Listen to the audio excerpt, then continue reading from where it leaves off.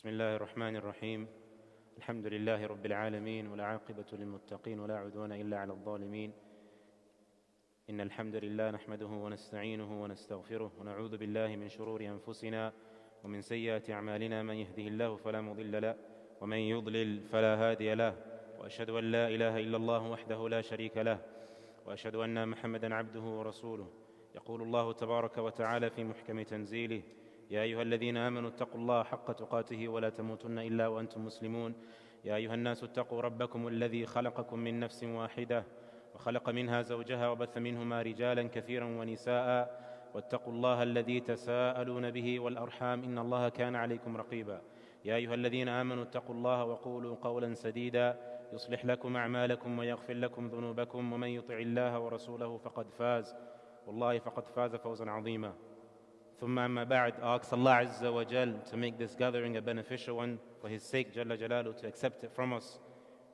We know, but ذكر إن الذكرى تنفع المؤمنين, just as a point of benefit, when you gather in these gatherings, brothers, you being here, we say it once and you hear it so many times, that it's not because of yourselves that you're here, or due to your righteous deeds, or how pious you are, or how blessed you are, or how guided you are, but rather it's due to the fact that Allah Azza wa Jal has selected each and every single one of us here today to be from the best places in this whole world, which is the house of Allah Azza wa Jal. So for you to be here and to be breathing but in an act of obedience, which is being in the house of Allah Azza wa Jal. And we know in the most authentic hadith where the Prophet ﷺ said that the most beloved places to Allah Azza wa Jal are His houses, i.e. the Masjid. So you being here in this Masjid is the fact that Allah Azza wa Jal has selected and chosen you from all of His servants. You could have been a kafir. You could be a kafir today. May Allah Azza wa Jal enable all of us to die upon the state of Islam. You could be in the midst of committing haram. Today is a Friday night. People are partying, raving, clubbing. Allah Azza wa Jal selected all of us to be here right now in the Masjid of Allah Azza wa Jal, which means that Allah Azza wa Jal has given you a chance, just like He's given every single Muslim that is in act of obedience right now. So it's upon you to thank Allah Azza wa Jal. Always bear that in mind, that you doing something upon khair, upon goodness, it means that Allah Azza wa Jal has given you the tawfiq, has enabled you to do so. لَإِن شَكَرْتُمْ لَأَزِيدَنَّكُمْ. If you thank Allah Azza wa Jal and show gratitude, then Allah Azza wa Jal will give you more. Being in this masjid, from the blessings of being in a masjid or gathering where Allah's name is mentioned, is that there are so many blessings. From them is the hadith of Prophet ﷺ said, an authentic narration, مَجْتَمَعَ قَوْمٌ فِي بَيْتٍ مِّن بِيُوتِ. Okay. The Prophet ﷺ said in authentic hadith, مَجْتَمَعَ قَوْمٌ فِي بَيْتٍ مِّن بُيُوتِ اللَّهِ. A group of people don't gather together in the houses of Allah. Okay? يَتْلُونَ كِتَابَ اللَّهِ عَزَّ وَجَلَ.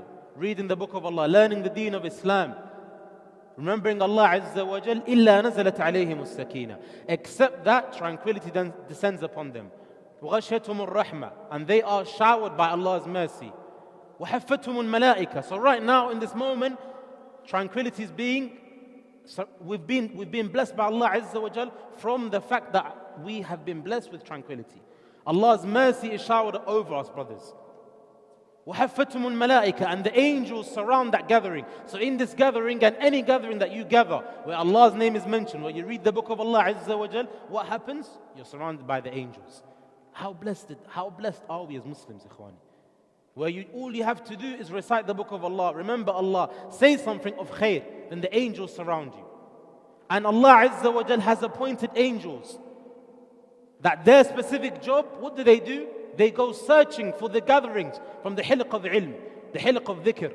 They go searching for the gatherings, looking and searching for those gatherings where Allah's name is mentioned, where someone is mentioning a hadith or an ayah. And when those angels find those servants, they report back to Allah Azza wa Jal. Wallahu a'lam. Allah Azza wa Jal is the most knowledgeable. He knows. But they report back to Allah Azza wa Jal, and Allah asks them, how have you found my servants? And they say, we found them in worship and we left them in worship. So ikhwani, what more can you wish for than for you to be here today? Upon all of you to say Alhamdulillah for being guided to be here today. Wallahi ikhwani, you don't know what's going to happen tomorrow. La ahad yadri. No one knows. It's something that you should always bear in mind. كل نفس ذائقة, we're all going to die. I'm just mentioning this muqaddimah, which is completely off topic to that which we're supposed to be talking about. But just as a point of benefit, you don't know what's going to happen tomorrow, ikhwani. So always make sure you thank Allah Azza wa Jal. Always make dua for Allah to keep you steadfast upon the deen, because you don't know what's going to happen to you tomorrow. And in the end of the hadith, وَذَكَرَهُمُ اللَّهُ فِي مَنْ عِنْدَهُ, Allah Azza wa Jal makes a mention of them in a gathering better than that which they've gathered and mentioned Allah Azza wa Jal. The topic at hand is marriage. Ikhwani, we've been created, and we know that Allah Azza wa Jal says in the Quran, وَمِنْ آيَاتِهِ أَنْ خَلَقَ لَكُم مِّنْ أَنفُسِكُمْ أَزْوَاجًا لِتَسْكُنُوا إِلَيْهَا. Okay, and from amongst His signs, Allah's signs, is what? Is that He has created for you wives from amongst yourselves. Because we know that Hawa, the wife of Adam alayhi salam, was created from which part? From the rib cage. Okay, and in this beautiful ayah, Allah says the blessings of marriage.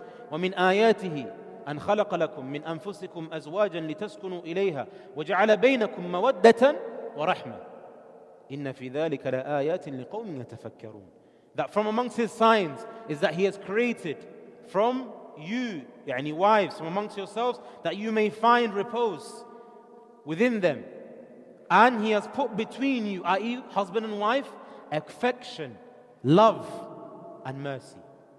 And this is indeed, verily, these are only signs for whom? Those people that reflect. The Prophet ﷺ, he saw a gathering of the youth and he said, Ya ma'ashar al-shabab, O gathering of youth, man istata'a minkum al-ba'a falyatazawwaj. Whoever amongst you is able and has the capability, yani responsibility financially, to get married, falyatazawwaj, then let them do so.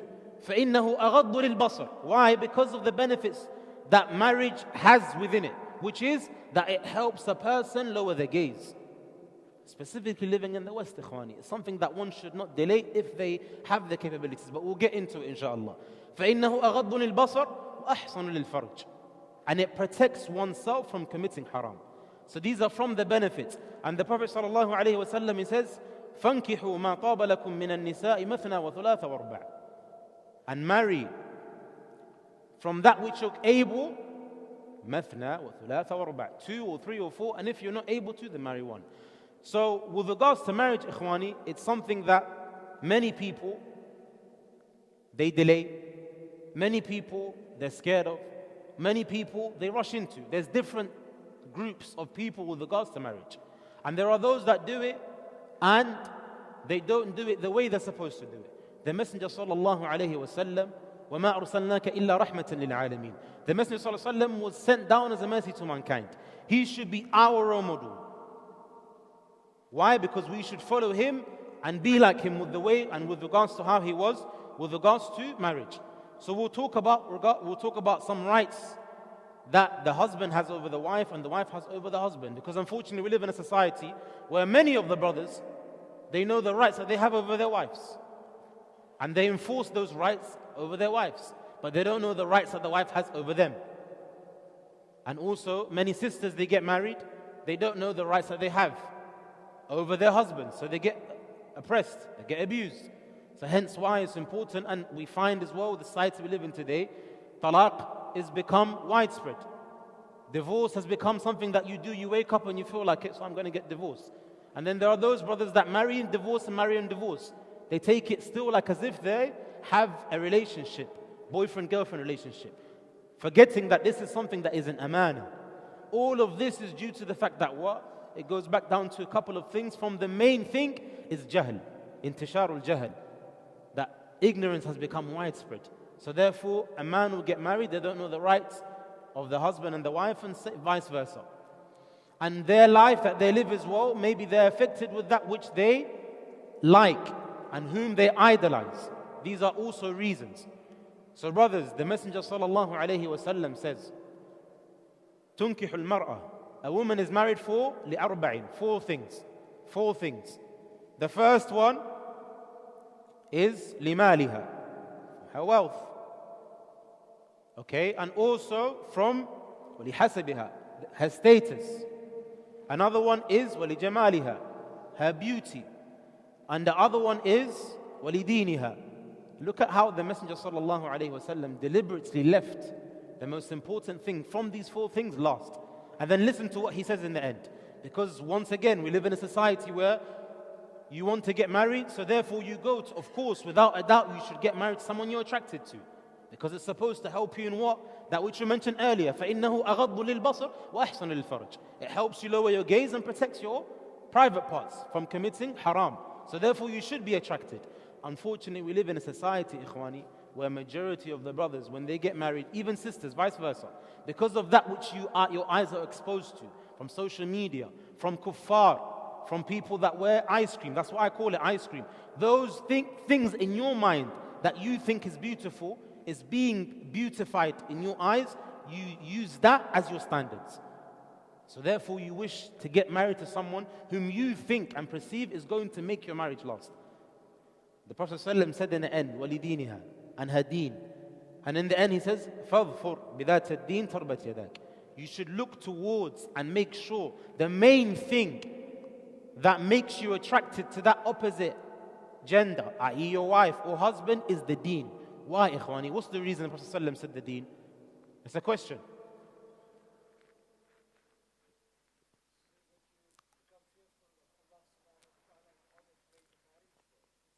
Barakallahu fiqh. The uncle said so you can become fearful from Allah, so in order to make your marriage work. That's one reason. Tafadhal, Shaykh.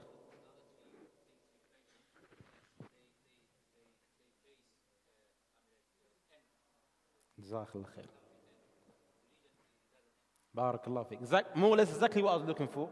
Jazakallah khair. The Shaykh said, the Imam said that because of the fact that the other 3 things, i.e. her status, her wealth, and her beauty, will come to an end. Simple example, her wealth is true. Wealth can come to an end. Today you're rich, tomorrow you're poor. Her status, it could be destroyed. And her beauty, what if something was to happen to her beauty or his beauty? Okay, meaning specifically in this hadith talking about that which the reason why you should marry a wife. Let's say something happens to her face. Her beauty is altered. Something happens to it. What keeps marriage? What keeps the husband and wife together? The deen. The deen is that which keeps his mannerisms. Her mannerisms and his mannerisms, i.e. the deen is that which is going to keep you 2 together. Why? One thing that a lot of brothers make mistakes in, and sisters, and this is things that people probably won't even think about. When they go for that zawaj, when they go to that meeting, when they're in the process of a meeting, marrying someone, a lot of them are in it for the wrong reasons. So from day one, it was going to end in an awful way. Why? Because in the beginning, you entered that specific thing for the wrong reasons. And when Nabi sallallahu alayhi wa sallam yaqul, Prophet sallallahu alayhi wa sallam says in authentic hadith, إِنَّمَا الْأَعْمَالُ بِالنِّيَّاتِ. Deeds are based upon intention. So if you get married, for whatever reasons it may be, other than for the sake of Allah Azza wa Jal, without a doubt your marriage is not going to last. You're getting married to someone who doesn't fear Allah Azza wa Jal. Husband or wife. So from the beginning you should make it that your sole intention and reason of why you're getting married for the sake of Allah Azza wa Jal. Because it's an act of worship, ikhwani. It's ibadah. You getting married in itself for the sake of Allah Azza wa Jal. تُؤْجَرْ بِهَذَا. You're going to get rewarded for it. So that's number 1 thing that you should bear in mind. When you get married, have a meeting. When you're going for a meeting, brothers complain, I went to meetings, subhanallah, I've had 10 meetings and it's all gone wrong because of this and this and this. Sisters say the same thing. So many brothers have come to me and it's not working out. I'm now 30. What was the main reason why you wanted to get married in the first place? إِنَّمَا الْأَعْمَالُ بِالنِّيَّاتِ. The deen is very simple, ikhwani. If you get married for the right reasons, we're not saying it's going to be a happy life and it's going to be all, it's all going to be fun and love all the way. No, but if you get married for the right reasons, you make your intention, you want to please Allah Azza wa Jal. You make your intention, you want to complete half your religion. These are the rewards you're going to get. And then you're going to see the effects and the fruits, inshaAllah. So that's the first thing that one should bear in mind, that you should get married for the right reasons. Ikhwani, as a society, what completes and makes a society is a man marrying a woman and a woman marrying a man.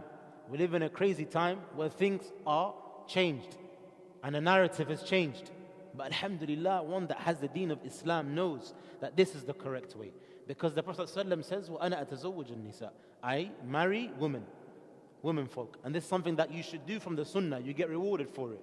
Also, the Prophet ﷺ says, وَزَوِّجُوا الْوُلُودَ الْوُدُودِ فَإِنِّي أُكَاثِرْ بِكُمُ الْأُمَمْ يَوْمَ الْقِيَامَةِ. Marry those that are able to have offsprings. And those, why? Because I will come on the day of judgment and I will boast. Because Prophet ﷺ would have the most people with regards to the nations. So this is from the sunnahs that one should do. And it's disliked for a person that has the capability to delay marriage. Okay, because this is khalif as-sunnah. This is going completely against the sunnah. Now, with regards to the fathers, this is the message, this is the risala, a message for the fathers. All those fathers that have daughters, alhamdulillah, I'm a father as well, I have daughters. So I know it is something that you value more than anything. Your daughter is priceless. Your daughter is someone that you can't just give away just like that. However, you have to bear in mind that alhamdulillah, the deen of Islam should make you have your values in check. Your role model, once again, as we mentioned, should be the Messenger sallallahu alaihi wasallam. In the time of the Messenger sallallahu alaihi wasallam, they did not make zawaj difficult. Many of the fathers today, they have more than one daughter. A man will come to them and they go against this hadith which we'll read. They make things so difficult, and this is the reason why we have so much fasad in this dunya, specifically here in the West. Many of the fathers, they make things difficult, and that's the core reason why we have so many problems today with the shabab.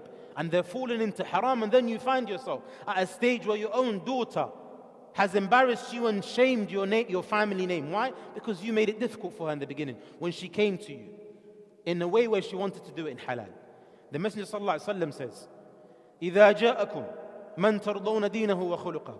If someone comes to you, okay, you father, you listening, if someone comes to you and you are pleased with their religion and you are pleased with their mannerisms, فَزَوِّجُوهُ, then let him marry your daughter. Of course, without a doubt, it's important and incumbent upon you to do research. That's your daughter at the end of the day. You're the one that raised her. You went through ups and downs with her. You saw her grow up from a baby all the way until the stage she's at. But at the same time, you should still make it easy upon the person that has come. But you have to do your research, because we live in a scary time where, once again, a person can put on a facade. A man can come in wearing a thobe. And that's, once again, another message to the fathers. Don't be fooled by a person that will come in and he is safal awwal. And I speak the truth. I always speak the truth, whether it's for me or against me, because this is the truth. A man can be, in the eyes of the people, that he is from the best and the most pious. He comes every time to salah. He's safal awwal from the first lines. He has a lihya. He knows the Quran. He knows Arabic. He's studied. But yet you don't know وَلِكُلِّ بُيُوتٍ أَسْرَارٍ. Each and every single person, the meaning of this, that with behind closed doors there's so many secrets. So don't be fooled by the facade and that image that he has presented to you. It's upon you to do your research. Why? Because that's your daughter. It's not just, you're giving away your phone. That's your daughter. So anything that happens, you're going to be the one that's going to suffer. So make sure you do your research. If you've done your research and you've prayed Salatul Istikhara and you're content with that which you've seen, that which comes in the hadith, إِذَا جَاءَكُمْ مَنْ تَرْضَوْنَ دِينَهُ وَخُلُقَهُ, you're pleased with his religion, you're pleased with his mannerisms, فَزَوِّجُوهُ, then let him marry your daughter. Be easy on him. If you don't, after you've done the research, you've done enough to know that this person is khair for my daughter, after consulting Allah Azza wa Jal, then فَإِن لَمْ تَفْعَلُوا تَكُونْ فِتْنَةٌ فِي الْأَرْضِ. If you don't, then there's going to be so many problems that will spread in this dunya. وَفَسَادٌ عَرِيضٌ, and also so much fasad. But this is the reason why, because of the fact that you have to be easy. Many of the fathers, they have shurut. A person comes, he's got deen, he's got khuluq, he's known in the community, he's respected, he's good to his parents. But no, they want someone that's a billionaire. Yeah, that's shameful. يعني عار عليك. Shame on you that you want to sell your daughter. Some of the fathers, they see it this way, whether they admit it or not. They want someone that is a millionaire. That's not what's going to keep your daughter happy. What's going to keep your daughter happy is someone that has the deen, someone that has khuluq, someone that has taqwa of Allah Azza wa Jal. As for the brothers and the sisters, many of us make bad decisions along the way with regards to our life. But one thing you should bear in mind, and this is the message specifically for the sisters, when it comes to Amrul Zawaj, it's something that's so important. Because of the fact that Allah Azza wa Jal has created you differently to that which He has created the men. And that's why I said earlier, make sure you do research upon that man that is coming into your door. As for the man and for the sisters, you should know that if someone has come to ask for your hand in marriage and they didn't go through the front door, i.e. they didn't come and approach your father or your wali directly, then they have no respect for you and they will never treat you well. If they came through the back door or through the window, i.e. meaning it started in haram relationship, they took you out, they took you to dates and this, that, it means sooner or later you're going to be a victim. And that's why the Prophet ﷺ says, لا نكاح بلا ولي. كما قال النبي صلى الله عليه وسلم, there's no nikah that's accepted without the wali. And the wali is the father, the grandfather, the uncle, and so on and so forth. But that's why it's important. Why? Because if a man comes to another man, for the women folk, sisters, unfortunately, they fall for the looks and the charm, charisma and all this other stuff, the lines, the sweet words. They get emotional, they get affected and they think, that's it. I've got the love of my life in front of me. It can never go wrong. But a man can sense another man. A man can suss out another man. Hence why the Prophet ﷺ is giving you advice, O sister, saying to you that you should not do your nikah without the permission or without the presence of your wali. Why? Because if something was to happen, and this is a simple example, sisters don't realize this. If you have no wali, and a man has come to approach a sister, and they get together in a haram way, or they get together Islamically, but without the wali, they just get married.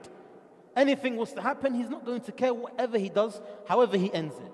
However, if he approaches through the front door, he meets the father, he meets the wali, the uncle, he knows now that she has protectors. He knows now that he's going to have to do some answering if he was to do something bad to her. Hence why the hikmah and the beauty of Islam, everything is perfect in Islam. Nothing is wrong with Islam. We have imperfection in us as Muslims. That's the problem. So that's why it's incumbent upon the sisters to leave the matters to your fathers. And you have to bear in mind that's your father. He knows what's better for you no matter what. Even if you think that he doesn't. Because he's always looking to that which is going to benefit you.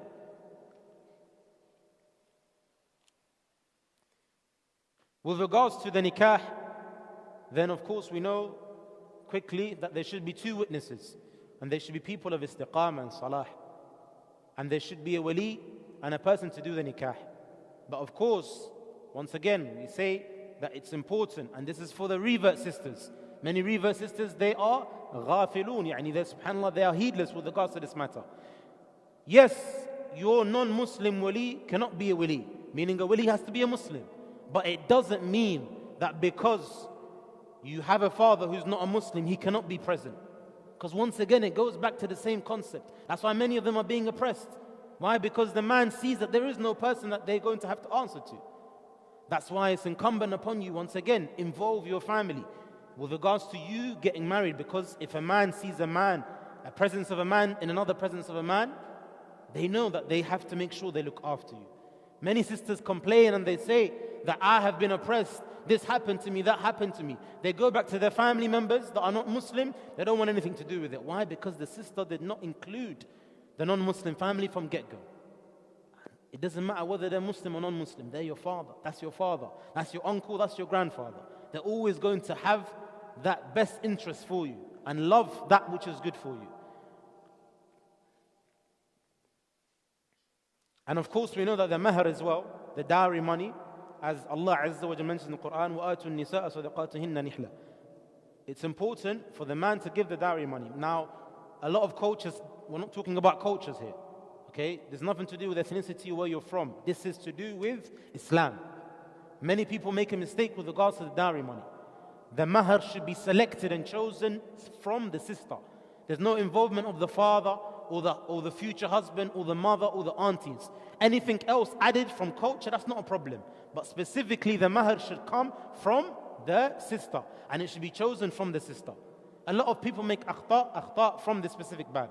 They make mistakes from this specific thing. The mahr should be directly from the sister, meaning she should choose it. And it doesn't have to be straight away. In terms of it being paid by the brother, it could be after some time.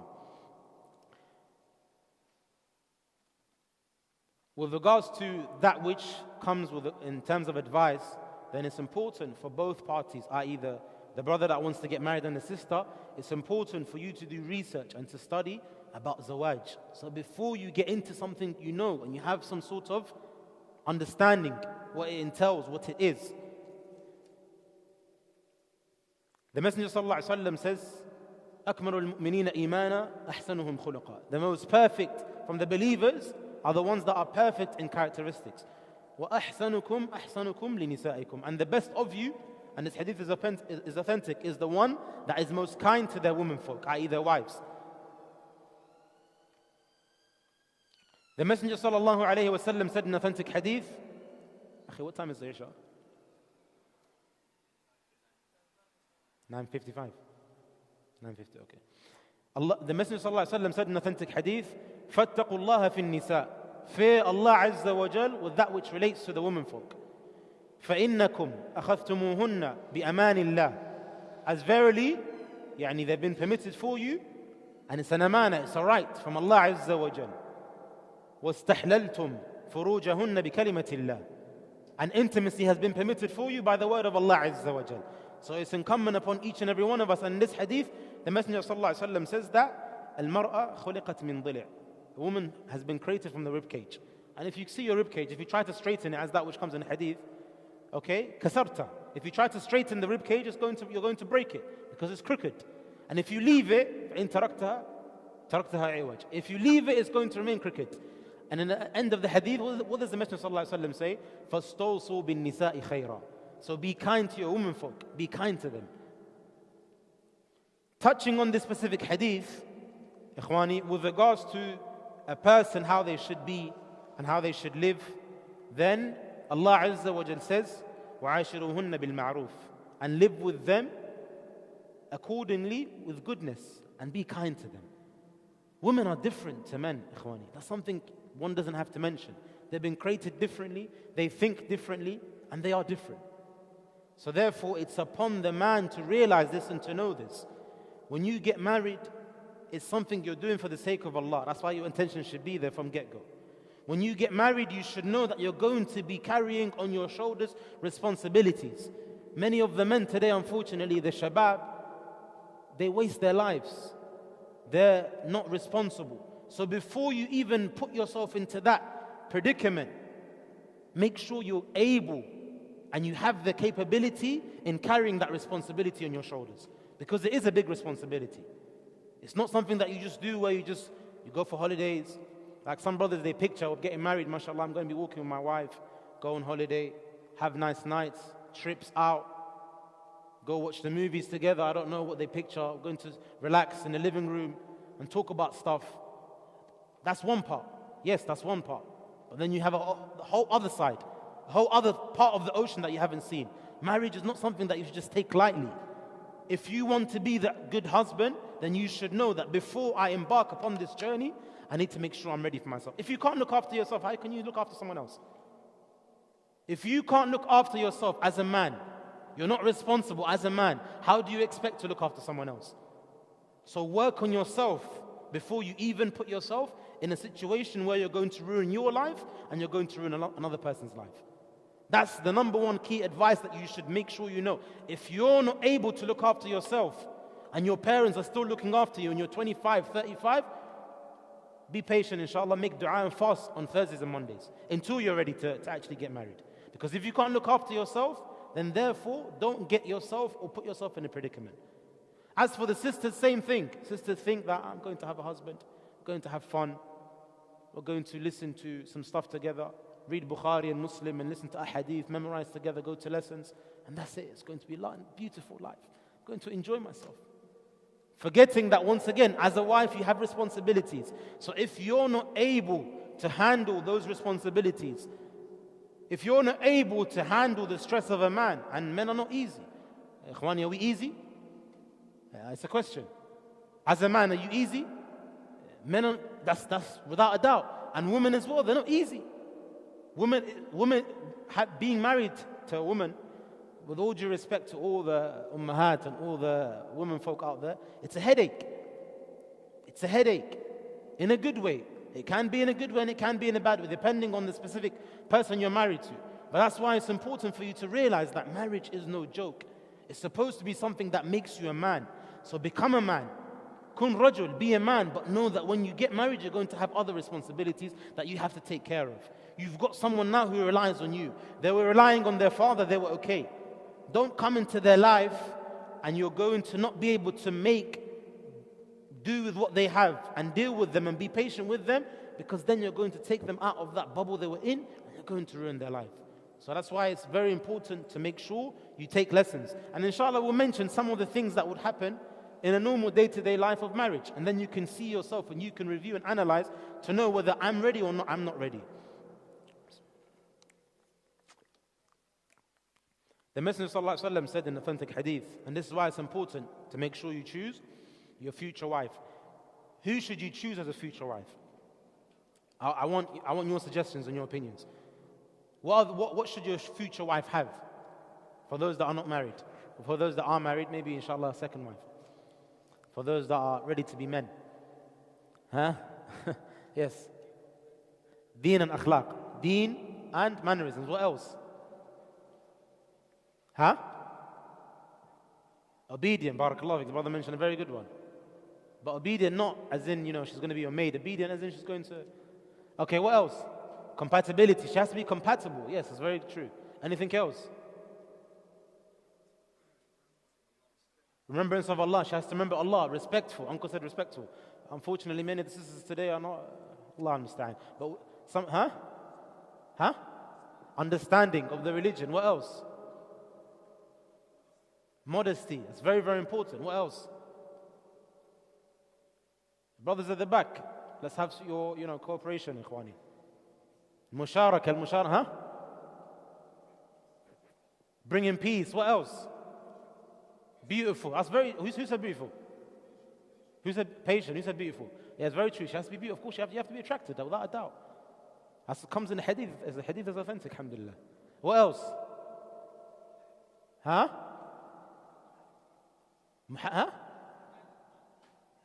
Al-mutafaqqiha fi ad-deen. She has to be someone that has some sort of understanding to the deen. Educated. Huh?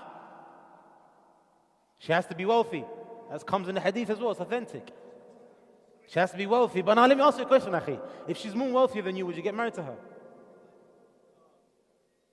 Would she give you the same respect? Because we're going to touch on these things, ikhwani, because it's something that we're facing today, unfortunately. This whole, Imra'a salihah, someone that's righteous, huh? Some spiritual development, tarbiyah.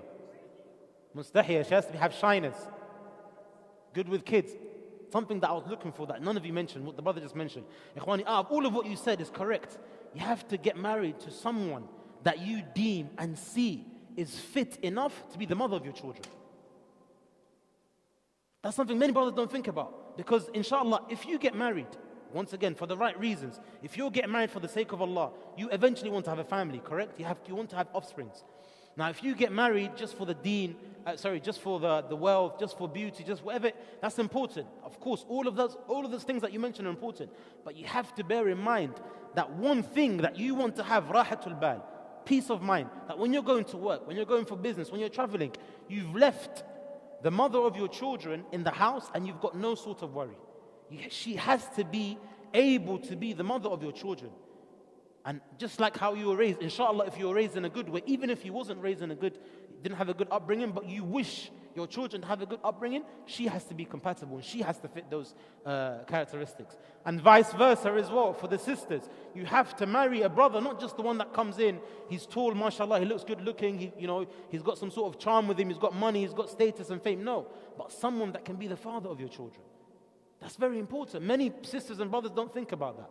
That's something that's very, very important. Now, with regards to all of that which you mentioned, ikhwani, when you go for a meeting, in your eyes, what is beautiful? What is beautiful? The brother said something, barakallah fiqh, exactly that. The heart, what else? The brother said beauty is in the heart. Okay, that's more or less what you said, correct? Beauty is in the heart. What else? Mannerisms, character, modesty. What else? Huh? The greetings you get. What if she's not there to greet you? She shouldn't be there to greet you. If she has shyness, she shouldn't be there to greet you. Ikhwani, from the things that you should see that someone is fit for you to be your wife, is exactly what the brother said in terms of having beauty in the heart, modesty, but she should have haya. Why? Because al-haya shu'batun min al-iman. Al-haya is a part of iman. If she has shyness, okay, if she has shyness, then she is capable when you come into the room. She's not, sometimes brothers, they go into meetings and the woman is looking like eyeing him up.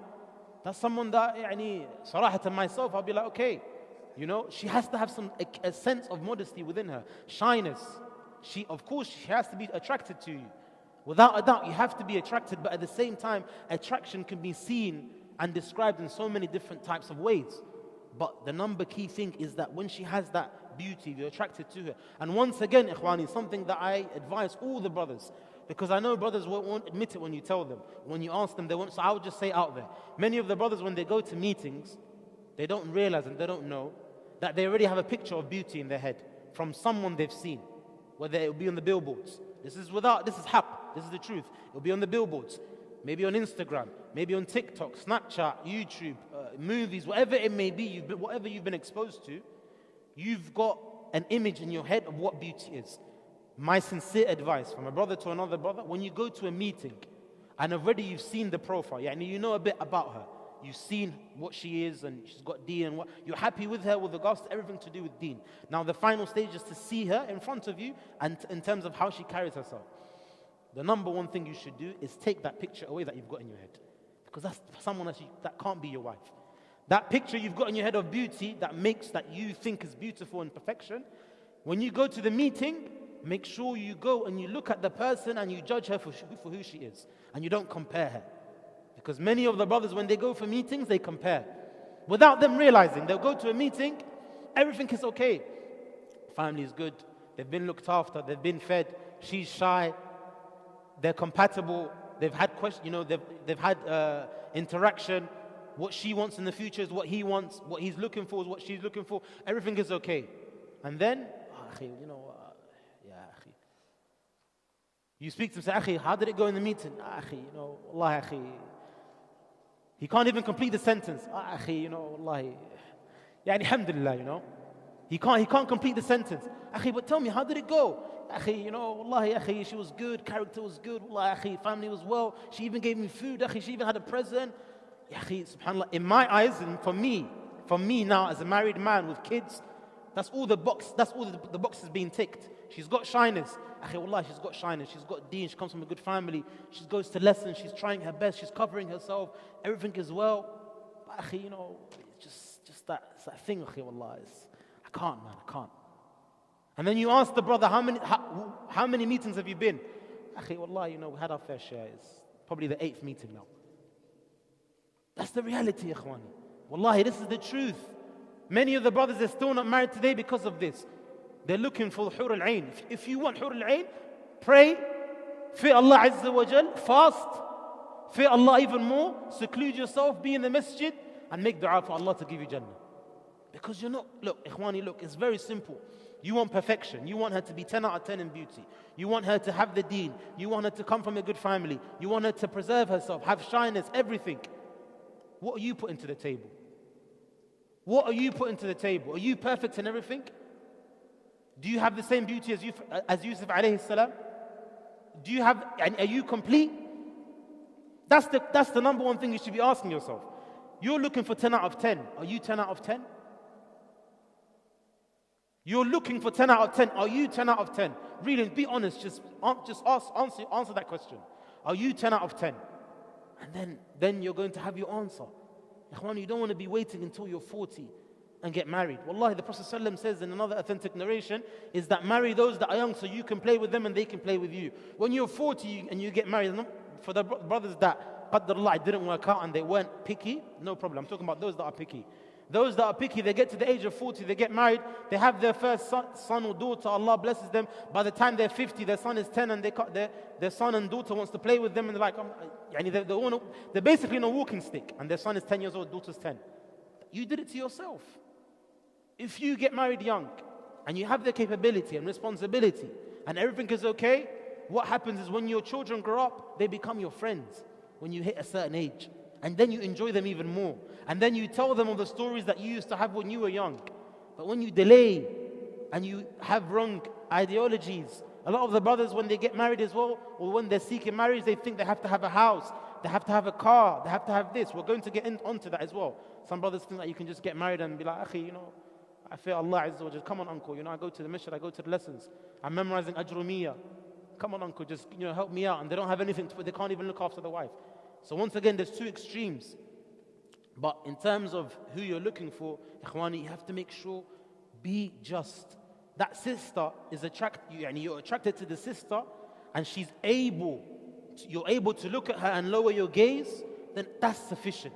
Because why, Ikhwani? Wabillahi wa tallahi, if you get married for the right reasons, and you can see in her something that you're attracted to, and everything else is okay, then Allah Azza wa Jal will make her more beautiful to you than when you first saw her from the meeting. That's without a doubt. But you have to be sincere in your intentions. You have to be sincere from day one. That's what will make it easy for you. So from the things, Ikhwani, that you should look for is the things that we mentioned. But the Prophet ﷺ said in authentic hadith, which is reported in Muslim, الدنيا متاع وخير متاعها المرأة الصالحة. That this worldly life is nothing but amusement and enjoyment. And the best of them is a righteous woman. That's why the Messenger ﷺ, when he got married and they asked him, من أحب الناس إليك يا رسول الله? Who is the most beloved person to you? قال النبي صلى الله عليه وسلم عائشة رضي الله عنها. He said عائشة رضي الله عنها.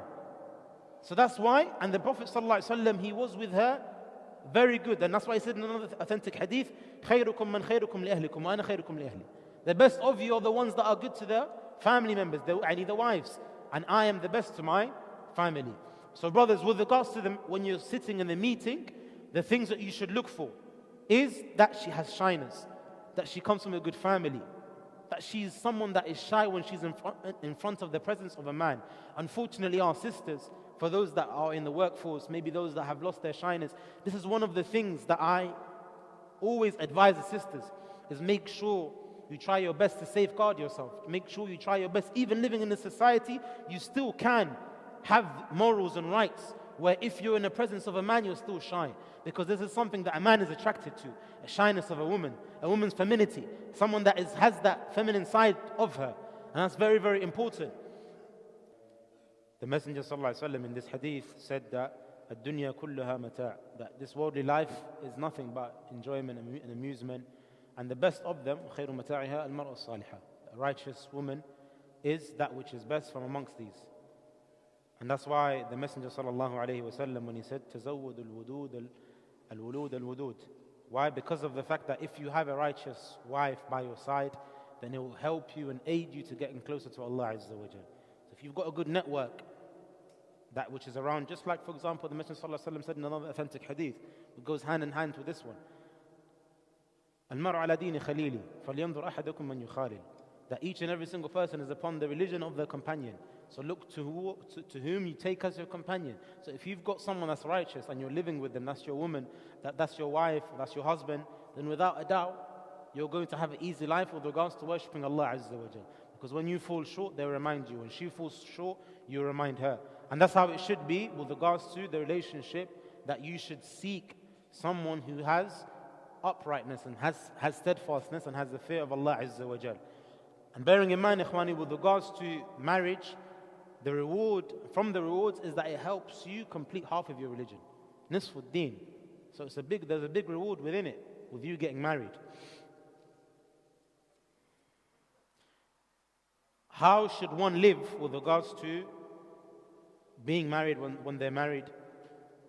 Is that it's important for you to know. Actually, before we even touch on that, Ikhwani, we'll carry on with regards to the advice of when you're in a meeting. As a brother, and this is advice to the brothers because of course the brother is the one that goes and asks for the sister's hand in marriage. When you're going to that meeting, and you're going to, you've either, however, hopefully inshallah it's been through halal, you've got to know of the sister. For the sister, is that if you knew him before you were practicing and now you're practicing, you should make sure you stop the interaction. Okay? Stop the interaction completely. And make sure he comes to the wali directly. And if he has any love for you, any feelings, then he should do the same.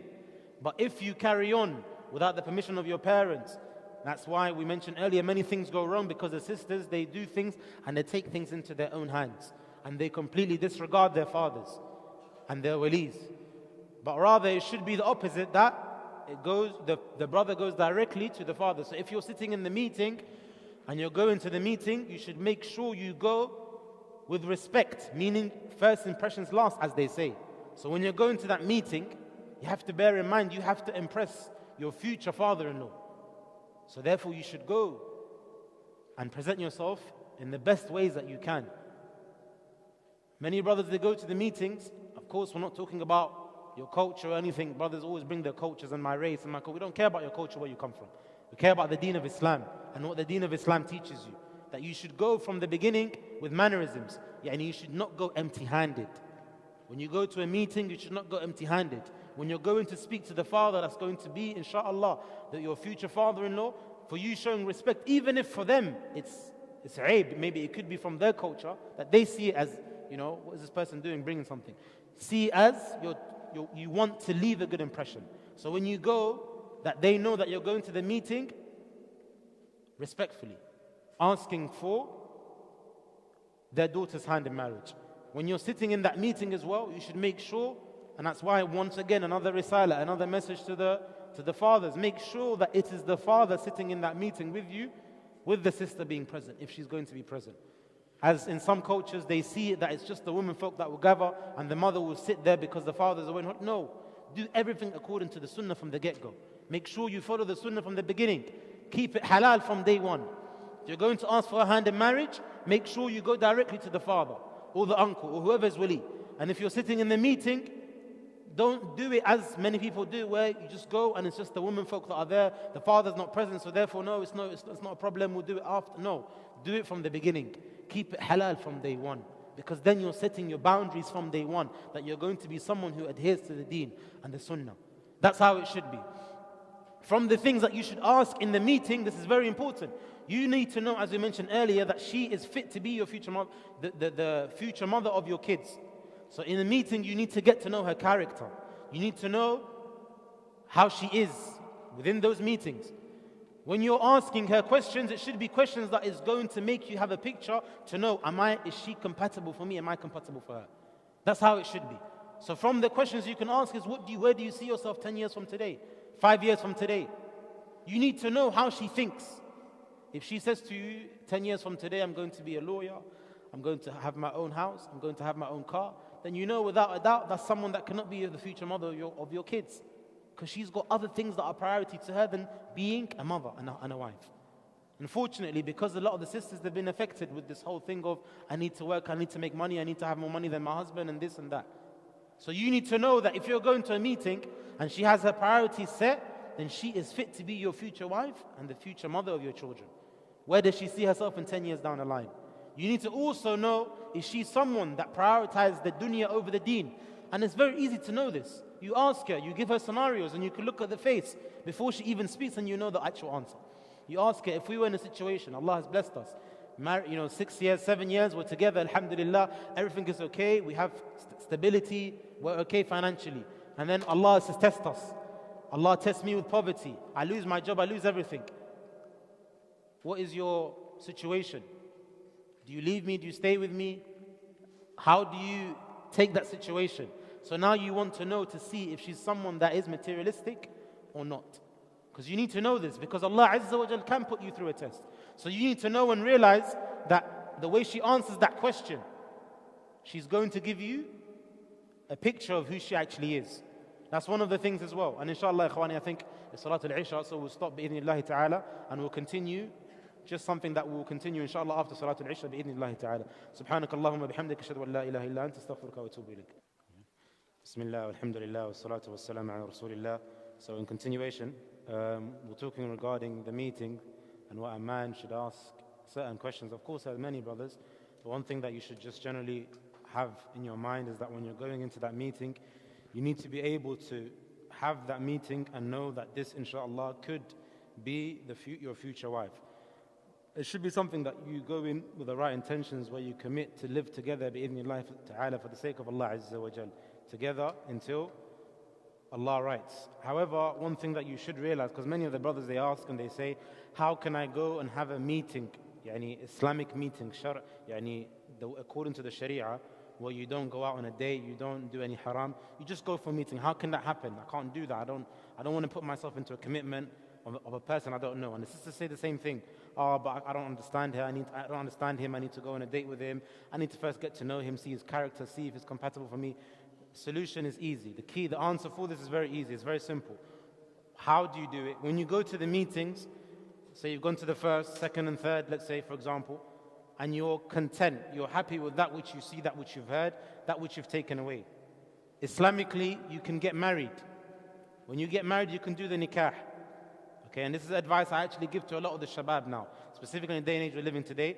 This is the best way. You go to the meetings, what you see you like, what she sees she likes, okay? You're happy with each other. You've gone away and you're both happy. Your parents are happy as well. Do the nikah, aqd al-nikah, okay? Which we said there has to be two witnesses. The person doing the nikah, al-aqid, okay? There has to be the mahar, has to be revealed. And of course, it has to be done with the wali present, okay? When you do the nikah, don't consummate the marriage. Do not consummate the marriage. Okay, it's very simple. You do the aqd al-nikah and you don't consummate the marriage.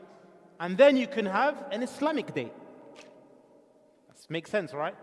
You can actually go out on a date, but you're not committing haram. You've done something which pleases Allah Azza wa Jal. Within those dates, you don't consummate the marriage. Meaning you're together, but you do not consummate the marriage. You're halal for each other. However, you don't live in the same house, in simpler words. You don't live in the same house and you are together, you see each other during the day and you depart your ways during the night time. Couple of months down the line, it's very simple because a lot of the people, they question and they say, how can I do it? Something can come about where she exposes herself or you expose yourself to her, meaning you're not compatible. And then you call it quits. You get divorced. At least that way, you've gotten to know the person and no one is hurt. No one's honor is taken away. No one is hurt. And inshallah, if you're meant to be together, you're meant to be together. This is the advice I give to a lot of the shabab. Why? Because if you rush into something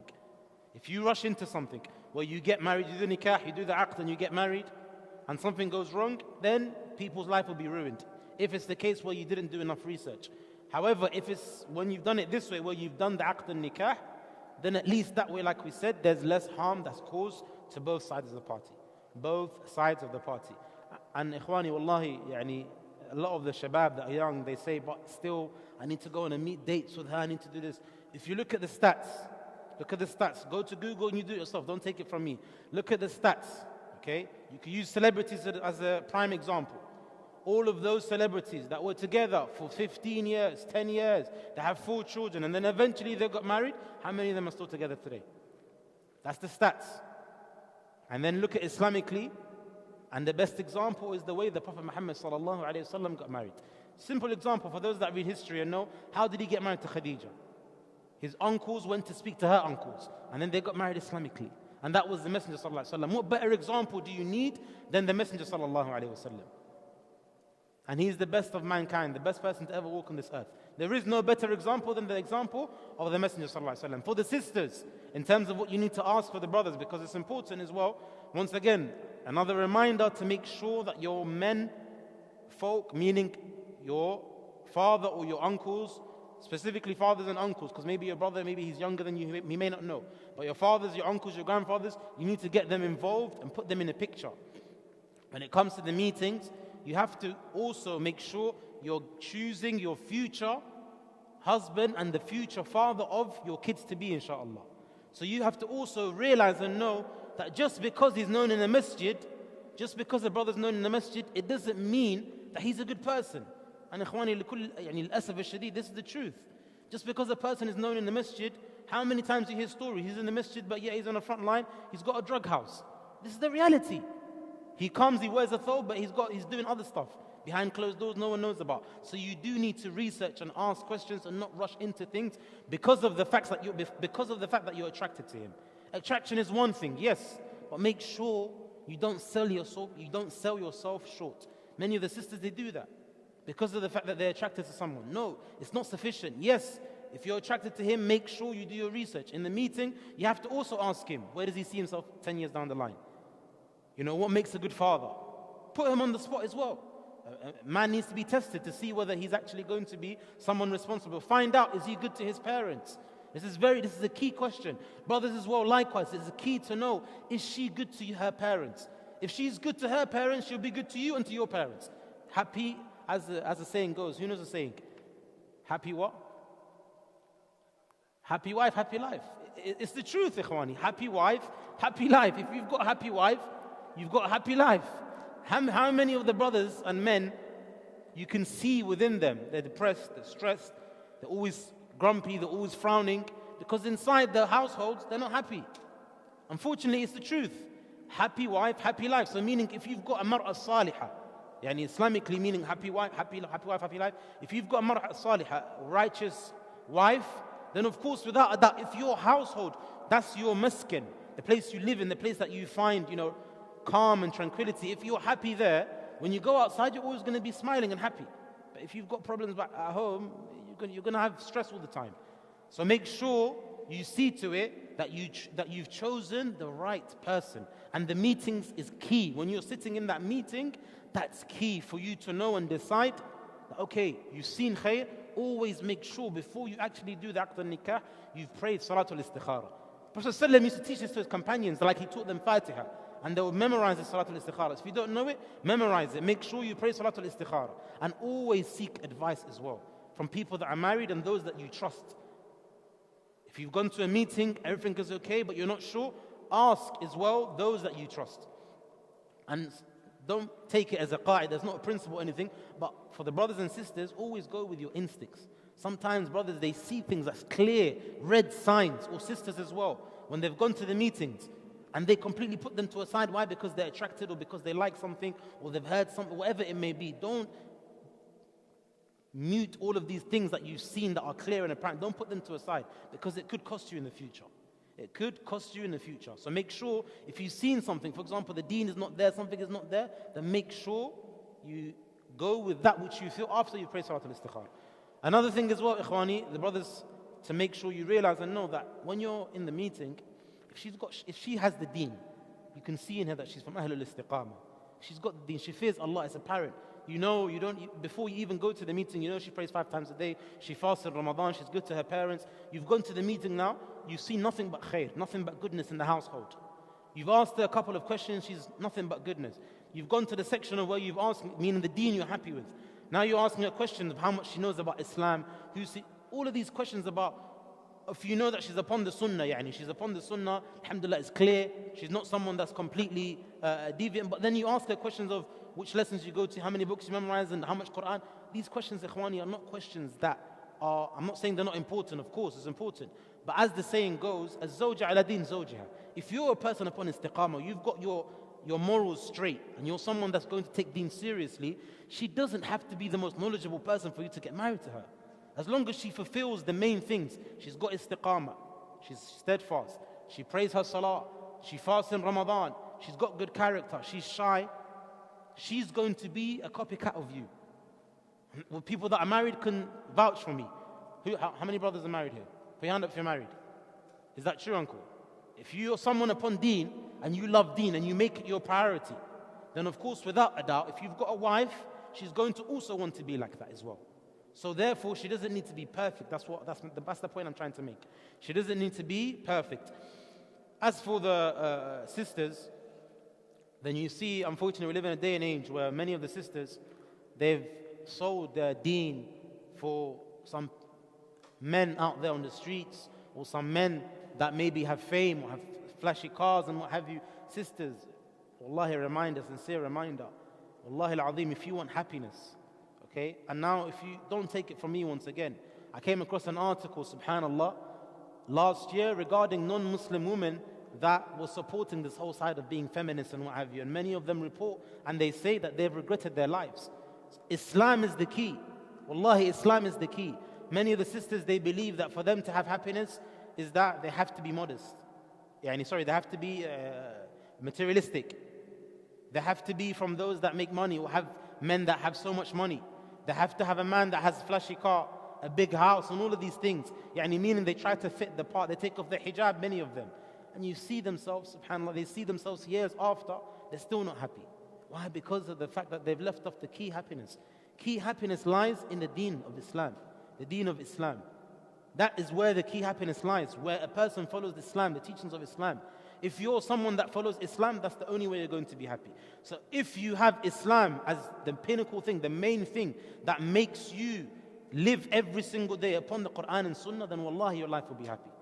If Islam is the main thing that pushes you, that drive is Islam, that's what's going to make you happy. In terms of how you should live, of course we know that the number one thing or the main thing that we have problems and issues with, that's why I mentioned to the brother, if a sister has more money than you, will she respect you? We live in a day and age where a lot of the sisters, many of them don't realize it, but they support this specific act, all these isms. Okay? They support all of these isms. Many of them believe that, no, I'm not going to get married until I finish uni, until I have a job, until I have a car, until I have a certain XY amount Z in my bank account. That's when they're going to get married. So when they're like 35. Now, if a brother is young, below the age or in his 30s, he's not going to be looking for a sister in his 30s as well. So once again, number one, you've more or less made it more difficult for you to get married. Number two, Allah Azza wa Jalla says in the Quran, الرجال قوامون على النساء. Ibn Abbas, when he explains this, he says, al-umara, يعني they should be respected and they should be followed. الرجال قوامون على النساء, يعني the men are the one, the protectors.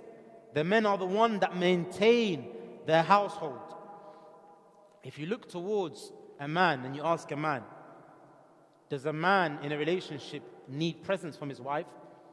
How many men here would like a present from their wife? And that's the key, number one key priority thing. I don't see any brothers putting their hand up, which means it's not something that's priority. I'm not saying it's not a good gesture. So the sisters as well, if you've got, if you've got husbands, it's good to get them presents. But the point I'm trying to make is that the man is the one that protects and maintains and sustains after Allah Azza wa Jal his household. So a man is looking for what? Respect. So therefore, sisters, a reminder to all of you that you going on this path, which is other than the path of Islam, wallahi al-azim, it's not going to bring you anything but destruction. It's not going to bring you anything but destruction. Why? Because of the fact that the Messenger sallallahu alaihi wasallam was sent as a mercy to mankind. Anything that is good for us, ما ترك شيئا إلا أخبرنا به. He didn't leave anything except that he told us, إذا كان خير لنا وإذا كان شر حذرنا منه. And if it was bad, he warned us against it. He warned us against it. So therefore, with regards to a sister getting married, if she thinks that her working, and that's how, once again, another thing is what you should ask as well in a relationship, if she's looking to get married and she wants to be the breadwinner, and that's someone that you don't want to be living with. Because how can you have a household where you're working and she's working? And once again, I'm not judging anyone. People's circumstances are different. Maybe they're pushed to it and it's a must. But generally speaking, the asl of it is the ayah, الرجال قوامون على النساء. And another ayah where Allah Azza wa Jal says, وَلَهُنَّ مِثْلُ الَّذِي عَلَيْهِنَّ بِالْمَعْرُوفِ. Meaning they have rights over you, have rights over them. But what does Allah say afterwards? وَلِلرِّجَالِ عَلَيْهِنَّ دَرَجَةً. And an explanation of this meaning that the men folk have more authority in terms of them being that they should be the breadwinners. So if a man is a man, okay, then he should love to provide for his family. And that's that's the asl. So if you have a man that's working, husband working, and a wife working, who's looking after the children? Who's looking after the children? If a man is working and the wife is working, who's looking after the children? How is that child being raised in a society where right now you can hear police sirens? Who's raising those children? That's why the asl should be that a man is working, he's the breadwinner, he's the provider, sustainer, and the woman is looking after the household. That's where the reward is. That's where the actual work should be put in. And that's why many of the sisters today, they have their priorities set wrong, hence why a lot of them are still not married. Some sisters, why? Because they think, and that's why one thing is what you have to bear in mind, ikhwani, what we have today, that which you have in terms of our phones, Instagram, TikTok, all of this stuff, don't think it came about overnight. The mustashriqoon, who knows what the mustashriqoon means in English? The Orientalists, those that are a'da' al-Islam, those that wage war against Islam, the people that know that Islam is the strongest, a man that has faith, that fears Allah Azza wa Jal, that fears nothing but Allah Azza wa Jal is stronger than any man. That's without a doubt. Someone that has faith, faith can't be taken away. So those people have been planning for years to do something to distract us. And that's why the ulama, they've warned so many from long ago that a woman folk, that her place is the household. Her place is the household, meaning she looks after, she maintains, she cultivates that which is in the household. But now, most of the sisters, they want to work. And when you want to destroy a society, a mujtama', you start within the house. How can you destroy it in the house? By making the asl of that which makes the house, which is the mother or the wife, you take her out of the house. Now, as soon as she's not present in the house, you've got a destroyed mujtama'. And that's why we have problems today, brothers and sisters. That's why we have problems today. Why? Because the son or the daughter is being raised by the neighbors or by the nannies or whatever you may call it. Not just that, they're being raised by Instagram. They're being raised by the schools. They're being raised by TV. Why? Because the woman is working and the man is working. So if you want salah, if you want steadfastness, if you want happiness, if you want that happiness with regards to the household, then everyone has to do their role. And many of the women, they don't like to hear that. Because just earlier, that one of the brothers even mentioned to me something, that which I'm actually going to touch on right now. It's regarding money. Okay, it's regarding money. Now, money is an issue, right? Money is an issue, ikhwani, right? Yes or no? A big issue, Uncle said. It's a big issue. Money is a big issue. It plays a key role, unfortunately. Unfortunately, it plays a key role. But it doesn't mean it should put you off from getting married, ikhwani. No, it shouldn't put you off. You don't need 30 grand in your bank before you get married. You need to be someone that's hardworking. Before that, you have to be sincere. You have to be truthful to Allah Azza wa Jalla and yourself. And you have to be hardworking. Once you have that and you've got a job, ikhwani, yes, of course, if right now one of the brothers was to come to me and say, brother, I want to take your daughter's hand in marriage, I'll say, okay, I've seen his deen, I've checked him. I've given him that check. Okay, I've checked him in and out. I've seen everything and I love everything about his character and everything. But he's someone that is still living with his mother and he's on job seekers allowance, universal credit. Of course I'm going to say no to him. Not because of the fact that I need money. A man to another man is not because, it should be because the uncle is not rejecting you because of money. But rather they don't see any responsibility from your side. You have to be responsible as a man. You have to be responsible. How are you going to maintain and look after their daughter the way they did as well? So therefore you need to be responsible. You don't need 30 grand, but at the same time, you need to be someone that's responsible. So before you actually put yourself out there, make sure you have some sort of a job. Don't say, oh, I've got a business. And many of the brothers now, they use that line, I've got a business. But it's in progress. So the business hasn't even been established. Ya ikhwani, taqullah fi anfusikum. Yani fear Allah as much as you can. Don't embarrass yourself. You're going to ask for someone's daughter's hand in marriage, have something. Business is amazing. Make sure the business is there and it's established. Not, I've got a business, but it's in progress. So yani, and then you say, and then the brothers, a lot of the brothers, they have, mashallah, the brothers, some brothers, mashallah, they've got very good lines. They say, I've got a business, it's in progress, uncle. And the next line will be like, but uncle, alhamdulillah, I'm known in the masjid. And they'll mention the masjid. Yani, because the uncle has respect. And uncle, I go to this lesson. Uncle, alhamdulillah, I know Arabic. Uncle, alhamdulillah, I went to Egypt. Uncle, alhamdulillah, I'm memorizing this book. Okay, but the uncle needs to know, can you look after his daughter? All of that is khair, but can you look after his daughter?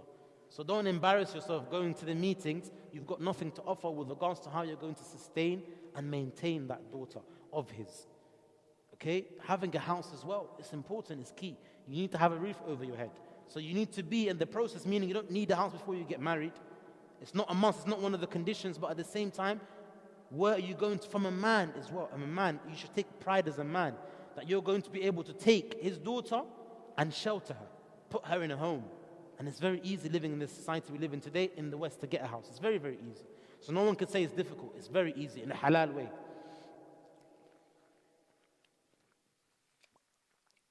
With regards to being married, ikhwani, now you're married, you've done it the halal way. How should you live? The way you should live and you should start your life, ikhwani, it comes from the beginning and the get-go from how you walked into the house. Keep it upon the sunnah, upon the Quran and sunnah from the very beginning. And also when you're going to do that wedding, make sure you start your day, make sure you start your life in a halal way. Many of the brothers, as soon as it comes to the big day, they lose their deen. They let everything go. Music comes in, free mixing and all of this stuff. Keep it upon the sunnah from the very beginning. Why? Because that wedding, and this is the message also to the ummahat as well, and the fathers, when it comes to the big day, they want to make their daughters happy and what have you. But if it starts in accordance to haram, then how is it going to end? It's not about that big day that that you make it glamorous and you make it amazing and all of that. It's not about how much you put with regards to the wedding. What's important is how much deen and that which is going to keep that marriage together.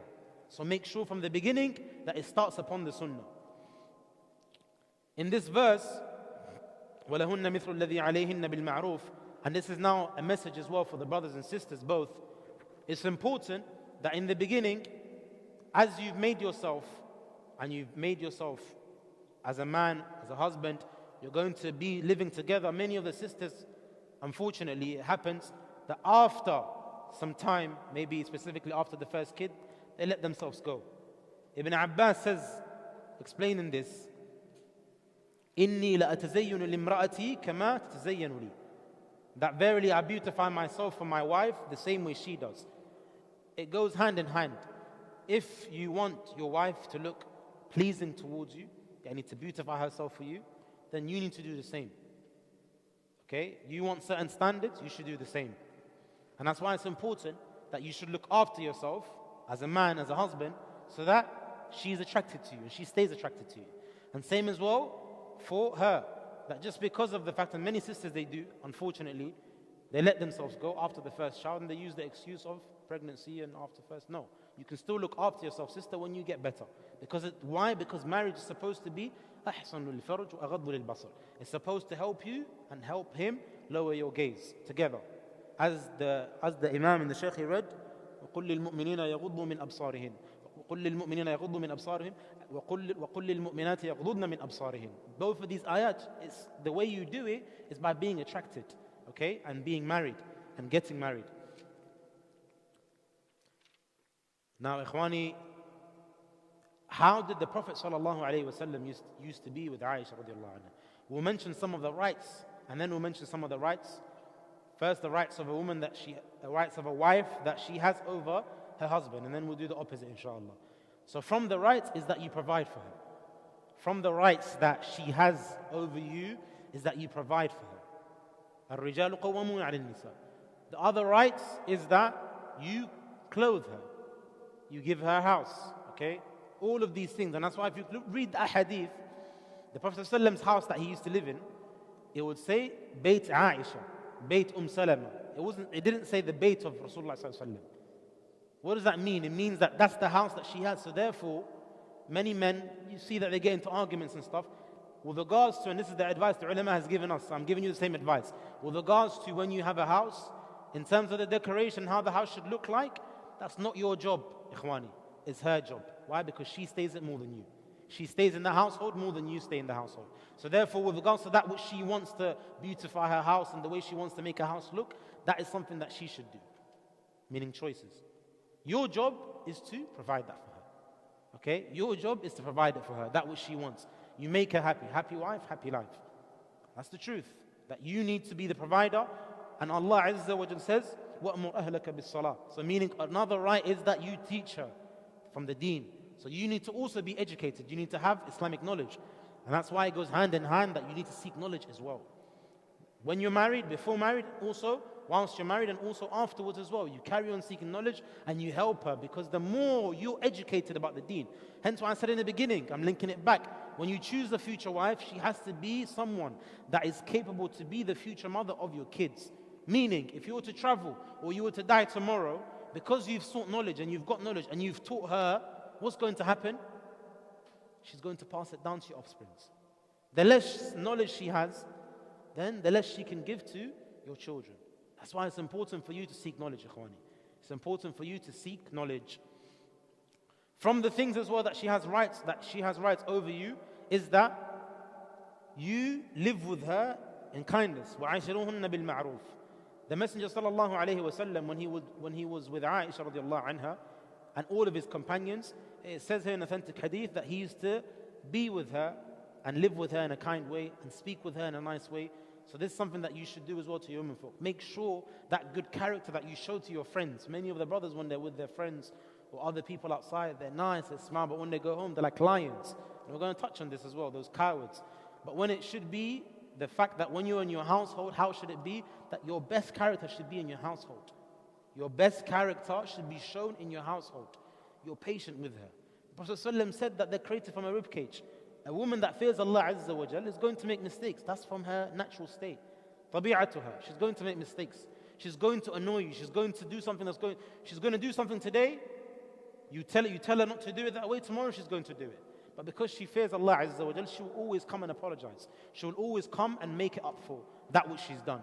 What you need to do is have patience. Why? Because of the fact that the more you overlook the mistakes that she have, the more you overlook the mistakes that she have, and the more you look at and you mention the good things, then the easier you will be to be able to live together. She's not perfect, and you're not perfect. So don't always mention her uyub. Mention her imperfections. Don't always mention her imperfections. From the rights that she has over you as well is that you give her attention and you give her time. You give her attention and you give her time. The Messenger sallallahu alaihi wasallam, and here's the Messenger. He's got whole ummah. It's on his shoulders. He's leading his army. And it's mentioned in the authentic narration that when he was going for battle, he went with Aisha radiallahu anha. Then he told his jaysh, his army, taqaddamu, to go ahead. And then afterwards, he raised Aisha radiallahu anha. And this is the Messenger sallallahu alaihi wasallam, the best of mankind. So he still has time to do such a thing, which of course it causes that affection and it causes that love between the husband and wife.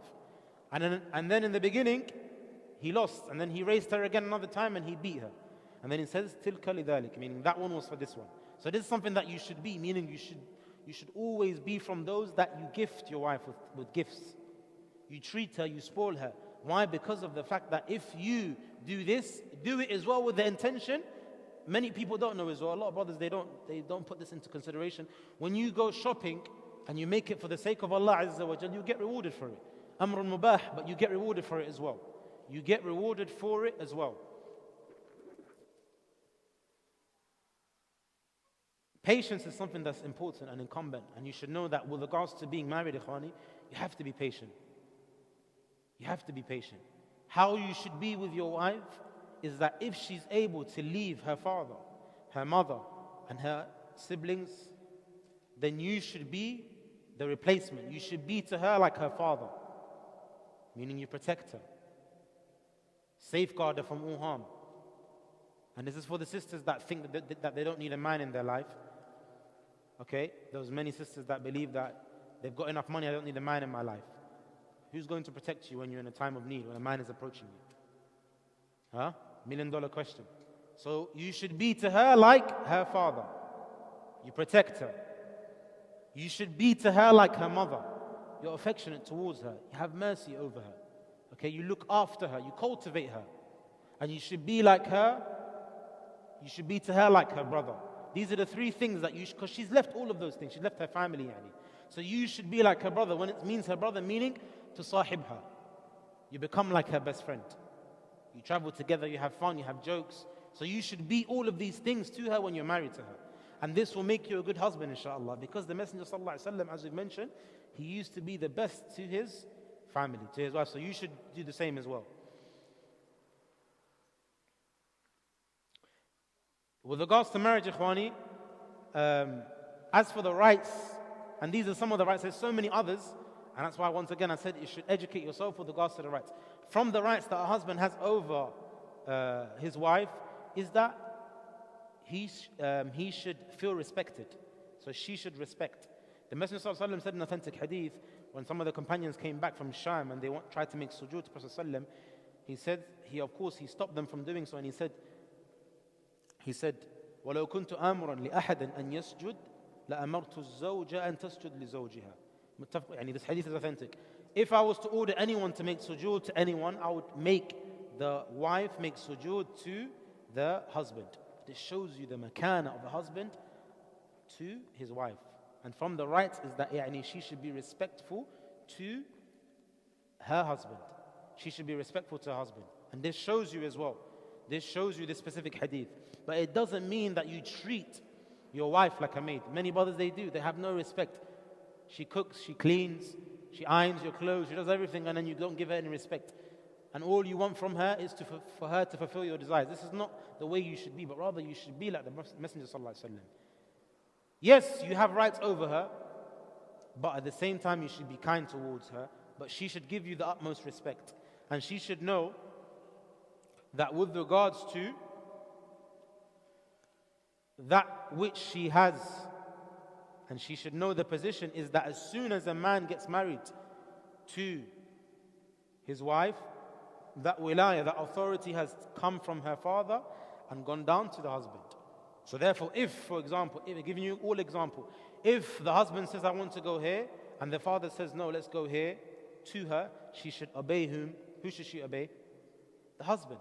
Because this is Islam. This is what Islam has done, meaning the authority has gone from her father to the husband. But it should be in accordance with respect, of course. Meaning he should be respectful and not abuse the rights that he has over her, as many brothers they do. And another authentic narration is mentioned that he is your door to either Jannah or Jahannam, i.e. the husband. He is your door to Jahannam or to Jannah. So with regards to respect and you obeying her, you're the one that decides. Ikhwani, with regards to living and how you should live in your household, you go through ups and downs. Marriage is like a school. You fail some exams, you pass some exams. But as for a man, it's advice coming from a man to all those brothers listening, those that are not married and those that are married. If you're living together with your wife, at no stage, ever, should you use your manhood, your physical manhood that is, or mental manhood, mentally, to abuse your wife. And many men, they do that. Because wallahi, on the day of judgment, وَقِفُوهُمْ إِنَّهُمْ مَسْئُولُونَ. Stop them, for verily they will be questionable. Everyone will be questionable for that which they did. In this dunya, you may get away with it. Maybe she's so scared and you've abused her so much that she can't even tell her family members. Wallahi, on the day of judgment, you'll be questionable. Wabillahi wa tallahi, on the day of judgment, you'll be questionable. Never ever should you be at a stage where you have to use your strength, verbally abusing her or physically. If it's even getting close to that stage, then alhamdulillah, Islam has a solution. Walk out the door. Walk out of the door. Get a fresh of breath air. If it's continuous, don't, especially when children come in the picture, ikhwani. Especially when children come in the picture. How many times I hear, subhanAllah, masakeen children, they're still going through that trauma that they faced when they were young. Some of them have seen their mothers being abused and so many other things. If you're seeing that you're not able to be compatible with it, you're not able to live with each other in mercy and affection, then walk away. She is not good for you, you're not good for her. Don't let your children suffer in the process. And don't let her suffer in the process. If you've got anger issues, go get yourself fixed up. If you've got anger issues, go get yourself checked. Go get yourself checked. Go through therapy Islamically.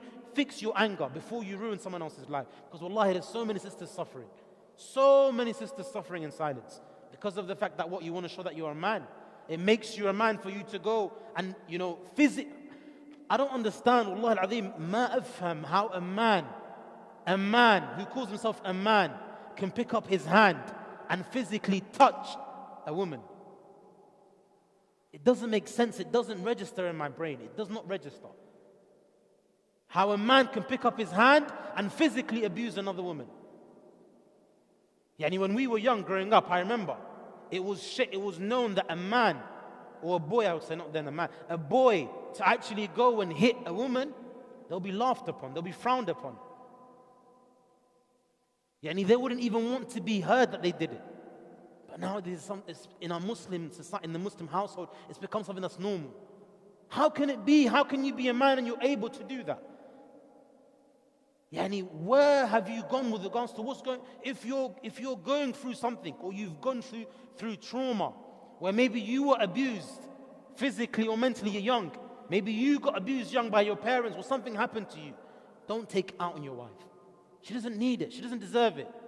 You need to fix yourself. Many of us have said to you, with regards to marriage, if you need fixing, fix yourself first before you step into that life where you're going to be a cause of someone else's life being destroyed. Don't be the cause of someone else's life being destroyed. If you need fixing yourself, then make sure you fix yourself before you ruin someone else's life. Wallahi, many of the brothers, they're literally, like I said, Saff al-Awwal, MashaAllah, Tabarak al-Rahman, they're praying Salah. They're known to memorize Quran, they know Arabic, maybe they've studied. With their friends, they're laughing, they're nice. And then in their household, they're hitting, they're using their wife as a punching bag. اتقوا الله في أنفسكم يا أيها الرجال. Fear Allah Azza wa Jal. That's someone else's daughter. And the reason why I'm saying it like this in my tone, because I'm myself picturing my daughter in that stage. How dare someone else put their hands on my daughter, let alone any of the Muslims, or let alone anyone innocent. Hence why the Messenger ﷺ says, فَاسْتَوْصُوا بِالنِّسَاءِ خَيْرًا. Be with them and live with them upon khair. Be kind to them. Be nice to them. Why? Because they're weak, physically and mentally. And that's why another authentic narration is mentioned that with regards to this ayah, الرجال قوامون على النساء, that their aql, they have نقصان. نقص العقل ونقص الدين. Deficiencies with regards to their deen. And when the Messenger ﷺ was asked regarding their deficiency with regards to their mindset, then he said that شهادة امرأتين تعدل شهادة رجل واحد. يعني meaning one testification of a woman, يعني two women, يعني they what? Two, if something was to happen, then they would need two witnesses that are women and one of a man, which shows you that the aql is more deficient than a man. And with regards to their deen, then it's because of the fact that sometimes they don't pray and sometimes they don't fast. Yani meaning they are always in need of them being protected by men. So ikhwani, if you have issues, please yani save yourself from being punished on the day of judgment. الظلم ظلمات يوم القيامة ترى. Yani so you have to make sure you make it a thing where if you need work, then work on yourself first. Things that would happen in a household, ikhwani. Things that are small and they can be resolved easily. Allah Azza wa Jalla says in the Quran, فَإِن تَنَازَعْتُمْ فِي شَيْءٍ فَرُدُّهُ إِلَى اللَّهِ وَالرَّسُولِ. If you differ on something, then return it back to Allah and His Messenger. If you get married, the number one principle to always bear in mind and never forget, if you have issues and they're small or whatever it may be, don't ever return it back to your family members. And you, sister, as well, don't ever tell your family members. Resolve it in the house. If you've got issues that can be resolved over the table, over a cup of tea, then speak over it and return it back to Allah Azza wa Jalla. Whoever's wrong, and that's a message to the brothers as well. If you've oppressed her in some way, maybe you said something she didn't like, wallahi, it won't take from your manhood to go and say sorry to her. هكذا كان النبي صلى الله عليه وسلم. هكذا كان النبي صلى الله عليه وسلم. هكذا كان خلقه. If he would make a mistake, this is how the Messenger صلى الله عليه وسلم would be. This is his characteristics, that he would apologize, he would say sorry. And the same as the companions. So therefore, it doesn't need you to think that it's going to take from your manhood for you to say sorry. You made a mistake, say sorry. يا أيها الذين آمنوا اتقوا الله وكونوا مع الصادقين. Oh, you believe, fear Allah and be with the truth. Be truthful to yourself. You made a mistake, you see that it was wrong. When you come back, say sorry. Scenario, something is happening. You did something, for example, you broke her plant. A simple example, very simple thing. You've broken her plant. Or you've bought the wrong thing, you bought the wrong shopping. Okay? And now she's got guests, she's got her friends coming over or something. You bought the wrong shopping, she's now screaming on top of her lungs because she's angry. That's how women are. You wanted to get married? Face it. That's how women are. She's going to flip and get angry over something that's so small. What do you do in that situation? Wallahi, sincere advice. If she's angry and then you get angry, is it going to resolve anything? Wallahi, it won't resolve anything. Just be the listener. Just listen to her. But ikhwani, and hopefully sisters are not watching. If she's screaming at you and she's angry, just listen, put it in one ear, let it go through the other ear. Just pretend you're listening. If you need, walk out the door. Yani, alhamdulillah, that's why, alhamdulillah, Rabbil Alameen, Allahumma lakal hamd. We've got 5 salawat, 5 daily prayers where you should be in the masjid. You can say to her, Wallahi, I'm very sorry, I'm very, very sorry, Habib. Ikhwani, Allah, and I haven't finished the sentence. You could be like, Wallahi, yani, ya zawja, ya ghaliya, ya habibati, ya warda. Yani, you can say to her the best expressions, use the best lines. That's why mine as well, we're going to touch on that as well. Wallahi, I don't want to make you sit for so long. There's so much to talk about. But yani, you should have lines that you should have ready on top of your tongue. They should be there. You see how you have a phone, you've got someone on speed dial? You should have certain lines when you're married where you have them there. And they're lines that get you out of trouble. You have to have that. A man, يعني لابد الرجل يكون حكيم. A man should be wise. You have lines that take you out of trouble. You've broken something, she's in that scenario where she's screaming, she's angry. Listen to her, be patient, listen to her and say, Wallahi, I'm sorry.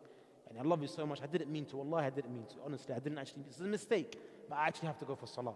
It's time for salah. I have to go for salah. And then you say to him, the Prophet ﷺ used to be with his family, and he used to what? كان النبي صلى الله عليه وسلم يعني يساعد يعني في أهله. And that's how, an authentic narration by the way, إخواني, so you can use it. The Prophet ﷺ used to be in his household that he would help out in his household. ولما كان يسمع الأذان يخرج يترك كل شيء. And whenever he would hear the adhan or the iqamah for salah, he would leave like that in a heartbeat. So that's a line that you, as soon as it's time for salah, say that you need to go for salah.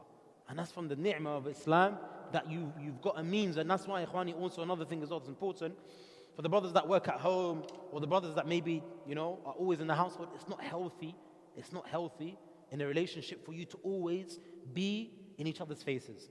A woman needs her own time, and a man needs his own time. And alhamdulillah, for us as Muslims, we've got 5 times where we should be, or we should try from the 5 times. Of course, you can't work, whatever, but you should try and make it to the masjid.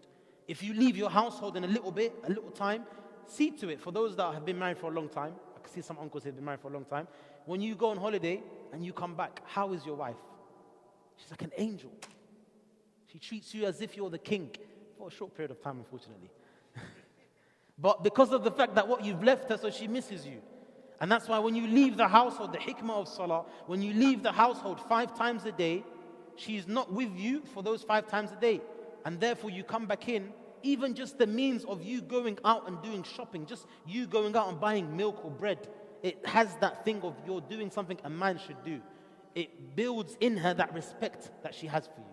But if you're always sitting on the sofa, playing consoles, I'm not saying anything but the brothers, a woman loses respect for you. صراحة, honestly, if you're a man, you're married and you're on the console playing, come on. A woman loses respect for a man. You're a waste of space.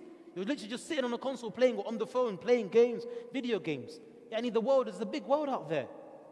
How are you going to raise your kids if your kids see you always playing console? You're going to raise a generation and your offsprings are playing consoles? Come on, ikhwani. That's what I'm saying to you. Certain things a man does. Going to the gym, looking after your body, doing something a man should do, working. These are all things that a woman has respect for their man, and that a man should do as well. These are from the things that a man should do. Another scenario, ikhwani, is you're in the house and everything is okay. Everything is fine. Okay, you've had a good week, you've had a good day, I should say. But something happens in the night time where, she gets a phone call of something that maybe, or she tells you something, or she said, did you do that which I told you to do? And then you remembered, subhanAllah, I forgot. She gets angry. Ikhwani, always bear in mind that a woman has characteristics where it will even confuse you after 20 years of being married. Like, subhanAllah, like, what's going on? Like, what did I do? That's why it's very important for you to always be patient. Why I'm saying that, there's so many scenarios that brothers, they get angry and they think that their respect is thrown out the window, they're not being respected, or she's rude. In that moment, yes, after a short period of time, so don't let shaitan get the better of you as well. If she's angry, don't make the fire even more by you just shouting back at her. It's not going to resolve anything. Be patient and know that inshallah tomorrow, things will be different. Don't make that the means of you getting divorced. That's why I said to you, it's important to know that which keeps the marriage is the deen. So be patient. The Messenger ﷺ giving you an example, when food was brought to him, and Aisha radiallahu anha was there, food was brought to him and someone cooked the food. Who knows which one of his other wives cooked the food? Okay, Ikhwan, that's homework for you. It's a qissa, famous qissa, where Prophet ﷺ was sitting with his companions. He's got his companions, his friends, okay? And food has been bought when it was known by the other wife of his that it's been bought by someone else, and she was a tabakha. She was a very good cook. She slapped it off her hand and all the food went on the floor. How was the Messenger ﷺ's reactions? What did he do? Huh? And what did he do afterwards? He helped pick it up. He didn't get angry and scream at her. Why? Because this is the tabi'ah of the woman folk. And that's going to be the last topic I'll mention. And inshallah, we'll conclude with that topic. For those that want to go on the route of having more than one wife. For those, brother shaking his head. With regards to how a relationship should be, of course we know the hadith, with regards to the one that, from the rights as well, that if that which comes in authentic narration, that إذا كان الرجل يعني إذا دعا الرجل امرأته إلى فراشه يعني فتأبى, what happens? She goes to sleep. يعني in terms of the malaika make la'an on her حتى تصبح. That meaning from the rights as well, that if a man calls his wife to have intimacy and she rejects, then she goes to sleep and the angels curse her until she wakes up. That's a heavy thing, ikhwani, but at the same time, you have to bear in mind as well, as a man, you should always be understanding. تراعي أحوالها. Be understanding, see the situation. You know, is she tired? Does she have the capability? Or never ever, always put yourself in a scenario that she's also human as she's your wife. She's human being and you're human being.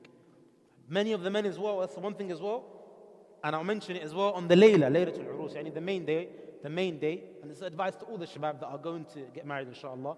On the main day, don't let your shahwa overtake you. Don't let your shahwa overtake, specifically if you're married, if you're marrying a virgin. Don't let your shahwa overtake you. Make sure that you always bear in mind that you need to be the most kind that you can be in every situation, even with regards to intimacy. And another authentic narration, many people don't know, that just as much as you want your desires to be fulfilled, you have to also fulfill her desires. And I hope inshallah all of you understand what I mean. You have to also fulfill her desires. And that's something that's incumbent upon all of the men. Okay? All of the men.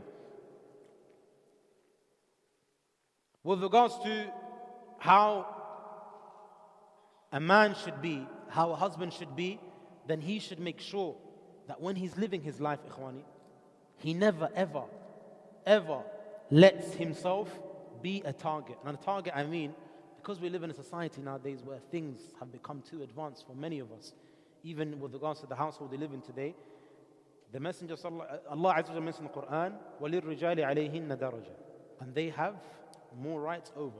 يعني عَلَيْهِنَّ دَرَجَةً, meaning you're more of an authority over your wife. الرِّجَالُ قَوَّامُونَ عَلَى النِّسَاءِ, you're the protector, the sustainer. So which means that a man should not make the woman wear the trousers of the relationship. Wallahi, you would never live a life of happiness if you let your wife wear the trousers of your relationship, because that's not the asl. The asl is that you're the man, you're the emir, you're the sultan, you're the king of that house. So therefore you're the one that makes the decisions, because as soon as you let her to saytar alayk, that's when your life is going to go in misery. And a simple example is with regards to, and I'll give you guys a simple example, I'll give you all a simple example, so you can actually understand what I mean. For example, the brother, what's your name, akhi? He married? Okay, Ismail is married, for example, yeah? Sallallahu Azza wa Jalla yu'eenak, akhi. Jami' al-Zab here. All of those that are not married. May Allah Azza wa Jalla grant you all righteous offsprings and righteous wives. And all the women folk as well. Well, if Ismail, for example, is married, okay, and he's got a brother that's close to him. It's been a year now, 2 years, 3 years, and his wife has this thing where she doesn't really feel his brother. Of course, they don't sit together or anything like that, but she doesn't really like his brother. For whatever reasons, whatever she's heard. So she starts to convince his brother, so she starts to convince Ismail, and Ismail's wife, starts to tell him stuff, you know, your brother is this and this. She tries to break that kinship. Ismail eventually sees the bigger picture and starts to believe in her. And then eventually he cuts ties with his brother. Now she's requesting this. You may not understand this, ikhwani, but for those that are married, then it's something that you have to understand. A woman will push her buttons.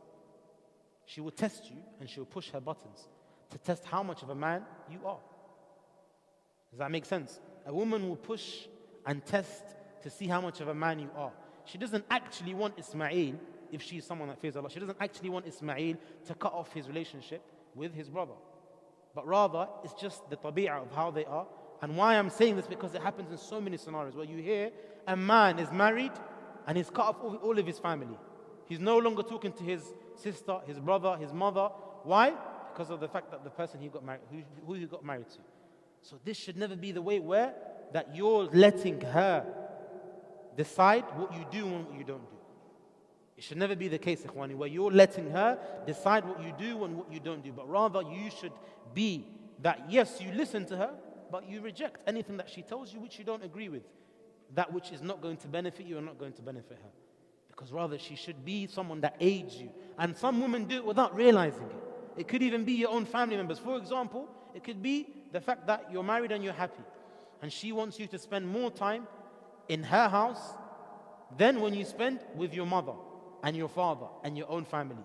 It should never be a case where you get married and you see your family members less than when you were married. Meaning, of course, you're going to have responsibilities. Of course, you're not going to be as free as you was. But when it comes the time when you need to go visit your mother, your father, she should never be the cause of you stopping that. If it is the case, then you need to make sure you check who's wearing the trousers of the relationship. Who's the one that's ruling that marriage? Is it her or is it him? And it's never going to be a happy life if it's always going to be that she's making the decisions.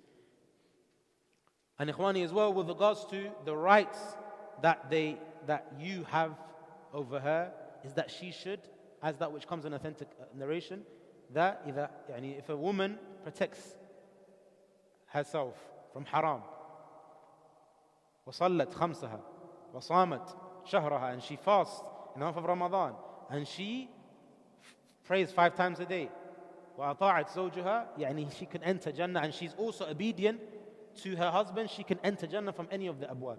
Which means that she should make sure that she obeys you in that which you order her to do from khair. لا طاعة لمخلوق في معصية الخالق. Of course, it should never be in something that is against that which Allah Azza wa Jalla and His Messenger has commanded. So it should always be in halal. Ikhwani, with regards to those brothers now, we'll talk about those brothers that wish to ta'addud. Ta'addud khair, Allah sarahatan. Ta'addud is something that's good. How many brothers here are married to more than one wife?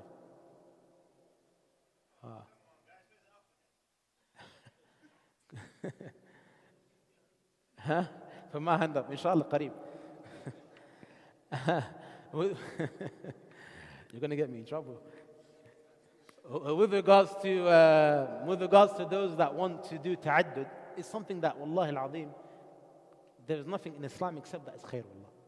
If you look at the stats in the household, how many women folk, how many sisters are unmarried? How many, when you go to a shop, you find yourself, you're the only man and you're surrounded by 20 women.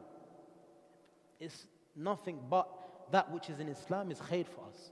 اليوم أكملت لكم دينكم وأتممت عليكم نعمتي ورضيت لكم الإسلام دينا. It's khair for the ummah. However, wallahi al-azim, unfortunately, I don't blame the sisters, and I'll say this rightfully, I don't blame the sisters that don't want it. Why? Because unfortunately, a huge number of brothers have abused it. A huge number of the brothers have abused polygamy. And that's why many of the sisters are put off.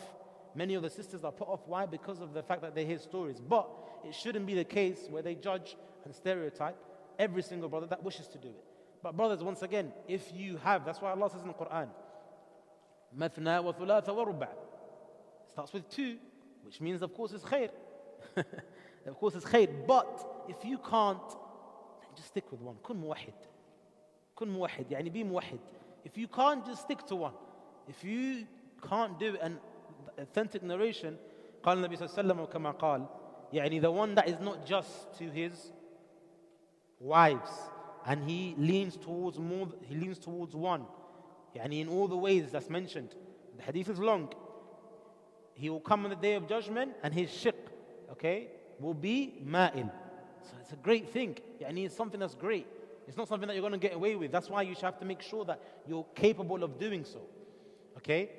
Some of the brothers, they do it in the wrong ways. And we're not saying, once again, yes, you don't have to seek her permission. Yes, you don't have to ask for her permission. Islamically, she doesn't have to know. Yes. But at the same time, ikhwan, if you want to do something, do it correctly. Do it properly.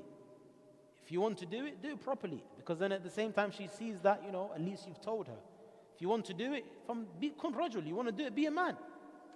Why are you going around the bush, and then after that it's going to cause you more problems than it is before you went up through the actual polygamy stage. But look, it's something that if you can handle doesn't mean financially, no. Meaning that you're going to be able to be just. And the brother Ismail, I'll give him an example. I'm using him as an example. He's not married yet, so he doesn't know what it is to be married. Uncle, how is marriage? Marriage is good? Very good. Alhamdulillah, Mubarak. But at the same time, is it always happy?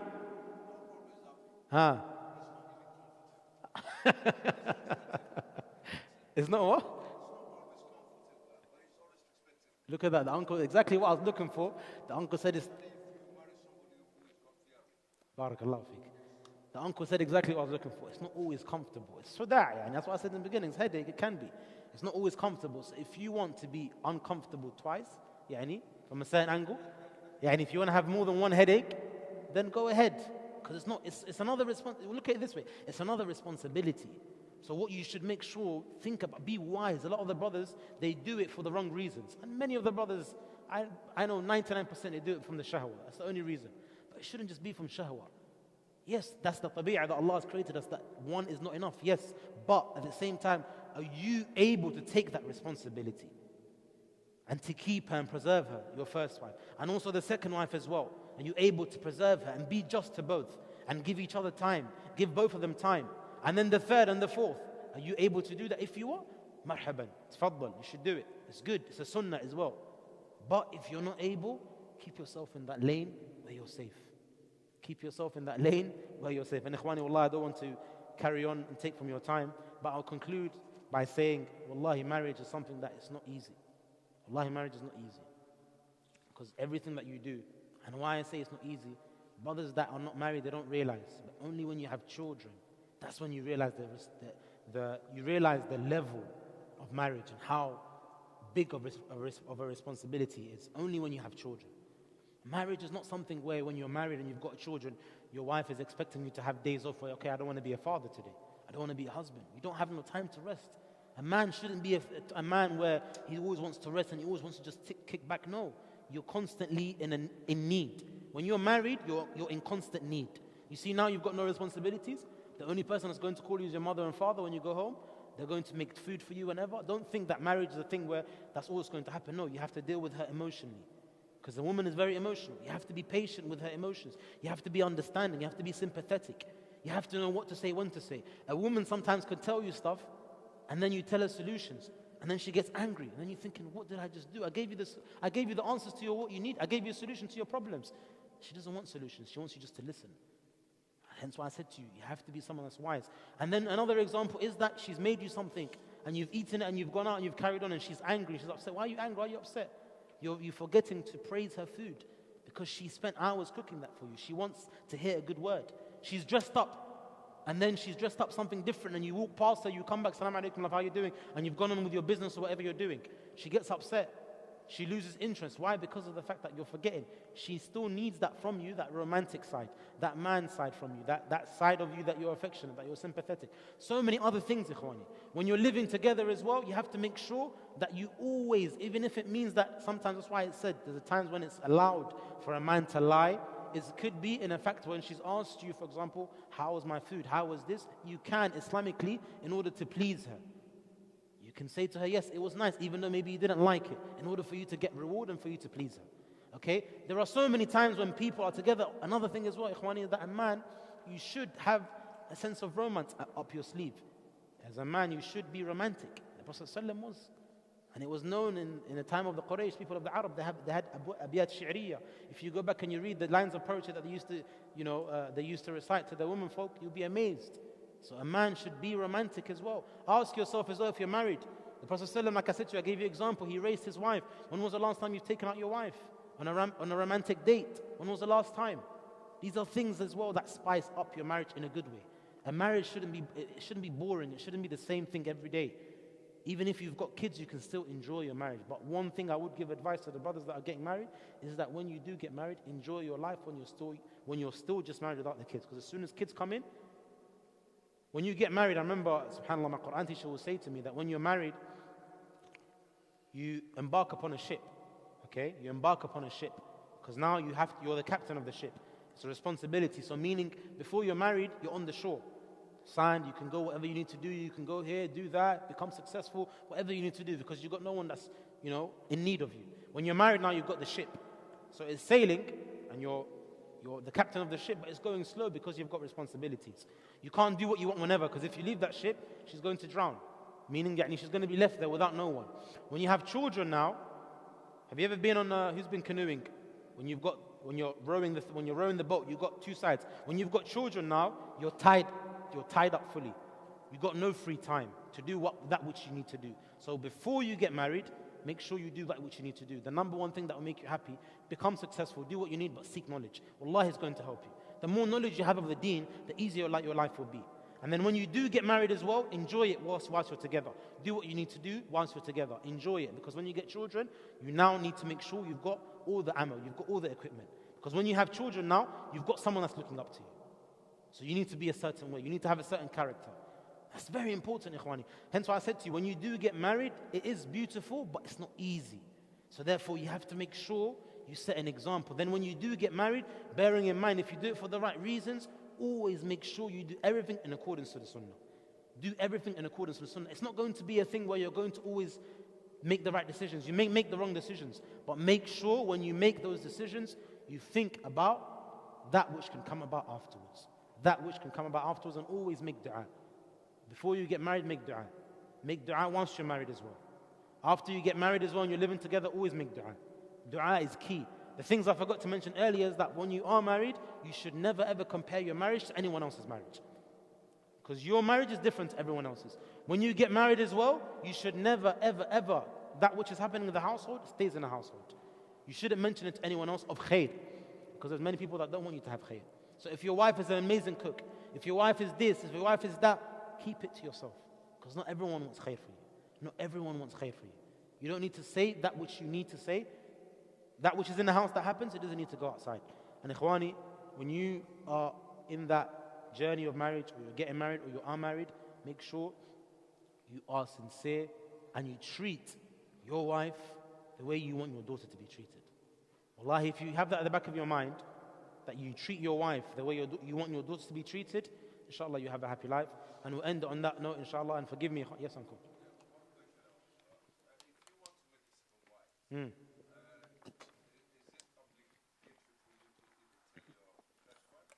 It's not.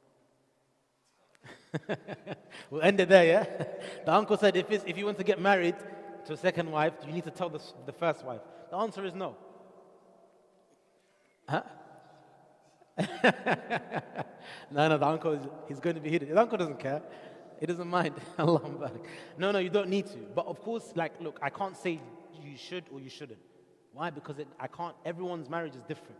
So maybe some, if they do, like the uncle probably asked him, because maybe if the wife was to know, she'll go AWOL, okay, and she'll flip. Maybe it's better for her not to know and find out later. Maybe it's better for her to know from the beginning. So it all depends on the scenario and situation you're in. It all depends on the situation you're in. But one thing I would say, I only have one, but I know from brothers that have more than one. One thing I would say, ikhwani, one thing that they've told and they've mentioned to me many times is that you have to bear in mind, if you're okay, you're first, and everything is okay, and you're able to be happy like that, don't risk. I'm not saying, once again, don't misunderstand me. If you have the capability, do it. It's from the sunnah. I would advise anyone to do it every day in, day out. Okay? I'd always advise it. I've had many discussions with my own family about it. It's something that's a sunnah. There's many women that don't like it. That's natural tabi'ah. It's natural for them to not like it. Look at how the ummahat were as well. It's natural. But if you know that you're going to put yourself in a predicament, that it could jeopardize your whole family and the other person's family, just be wise. I'll let you do the rest, okay? Just be wise and you can make the decision yourself. But once again, it is a sunnah. And a sunnah should always be carried out to the best of your ability for those that can. But ikhwani, when you do it as well, don't be scared. Be a rajul, be a man. That's like the uncle said. If you're going to do it, be a man.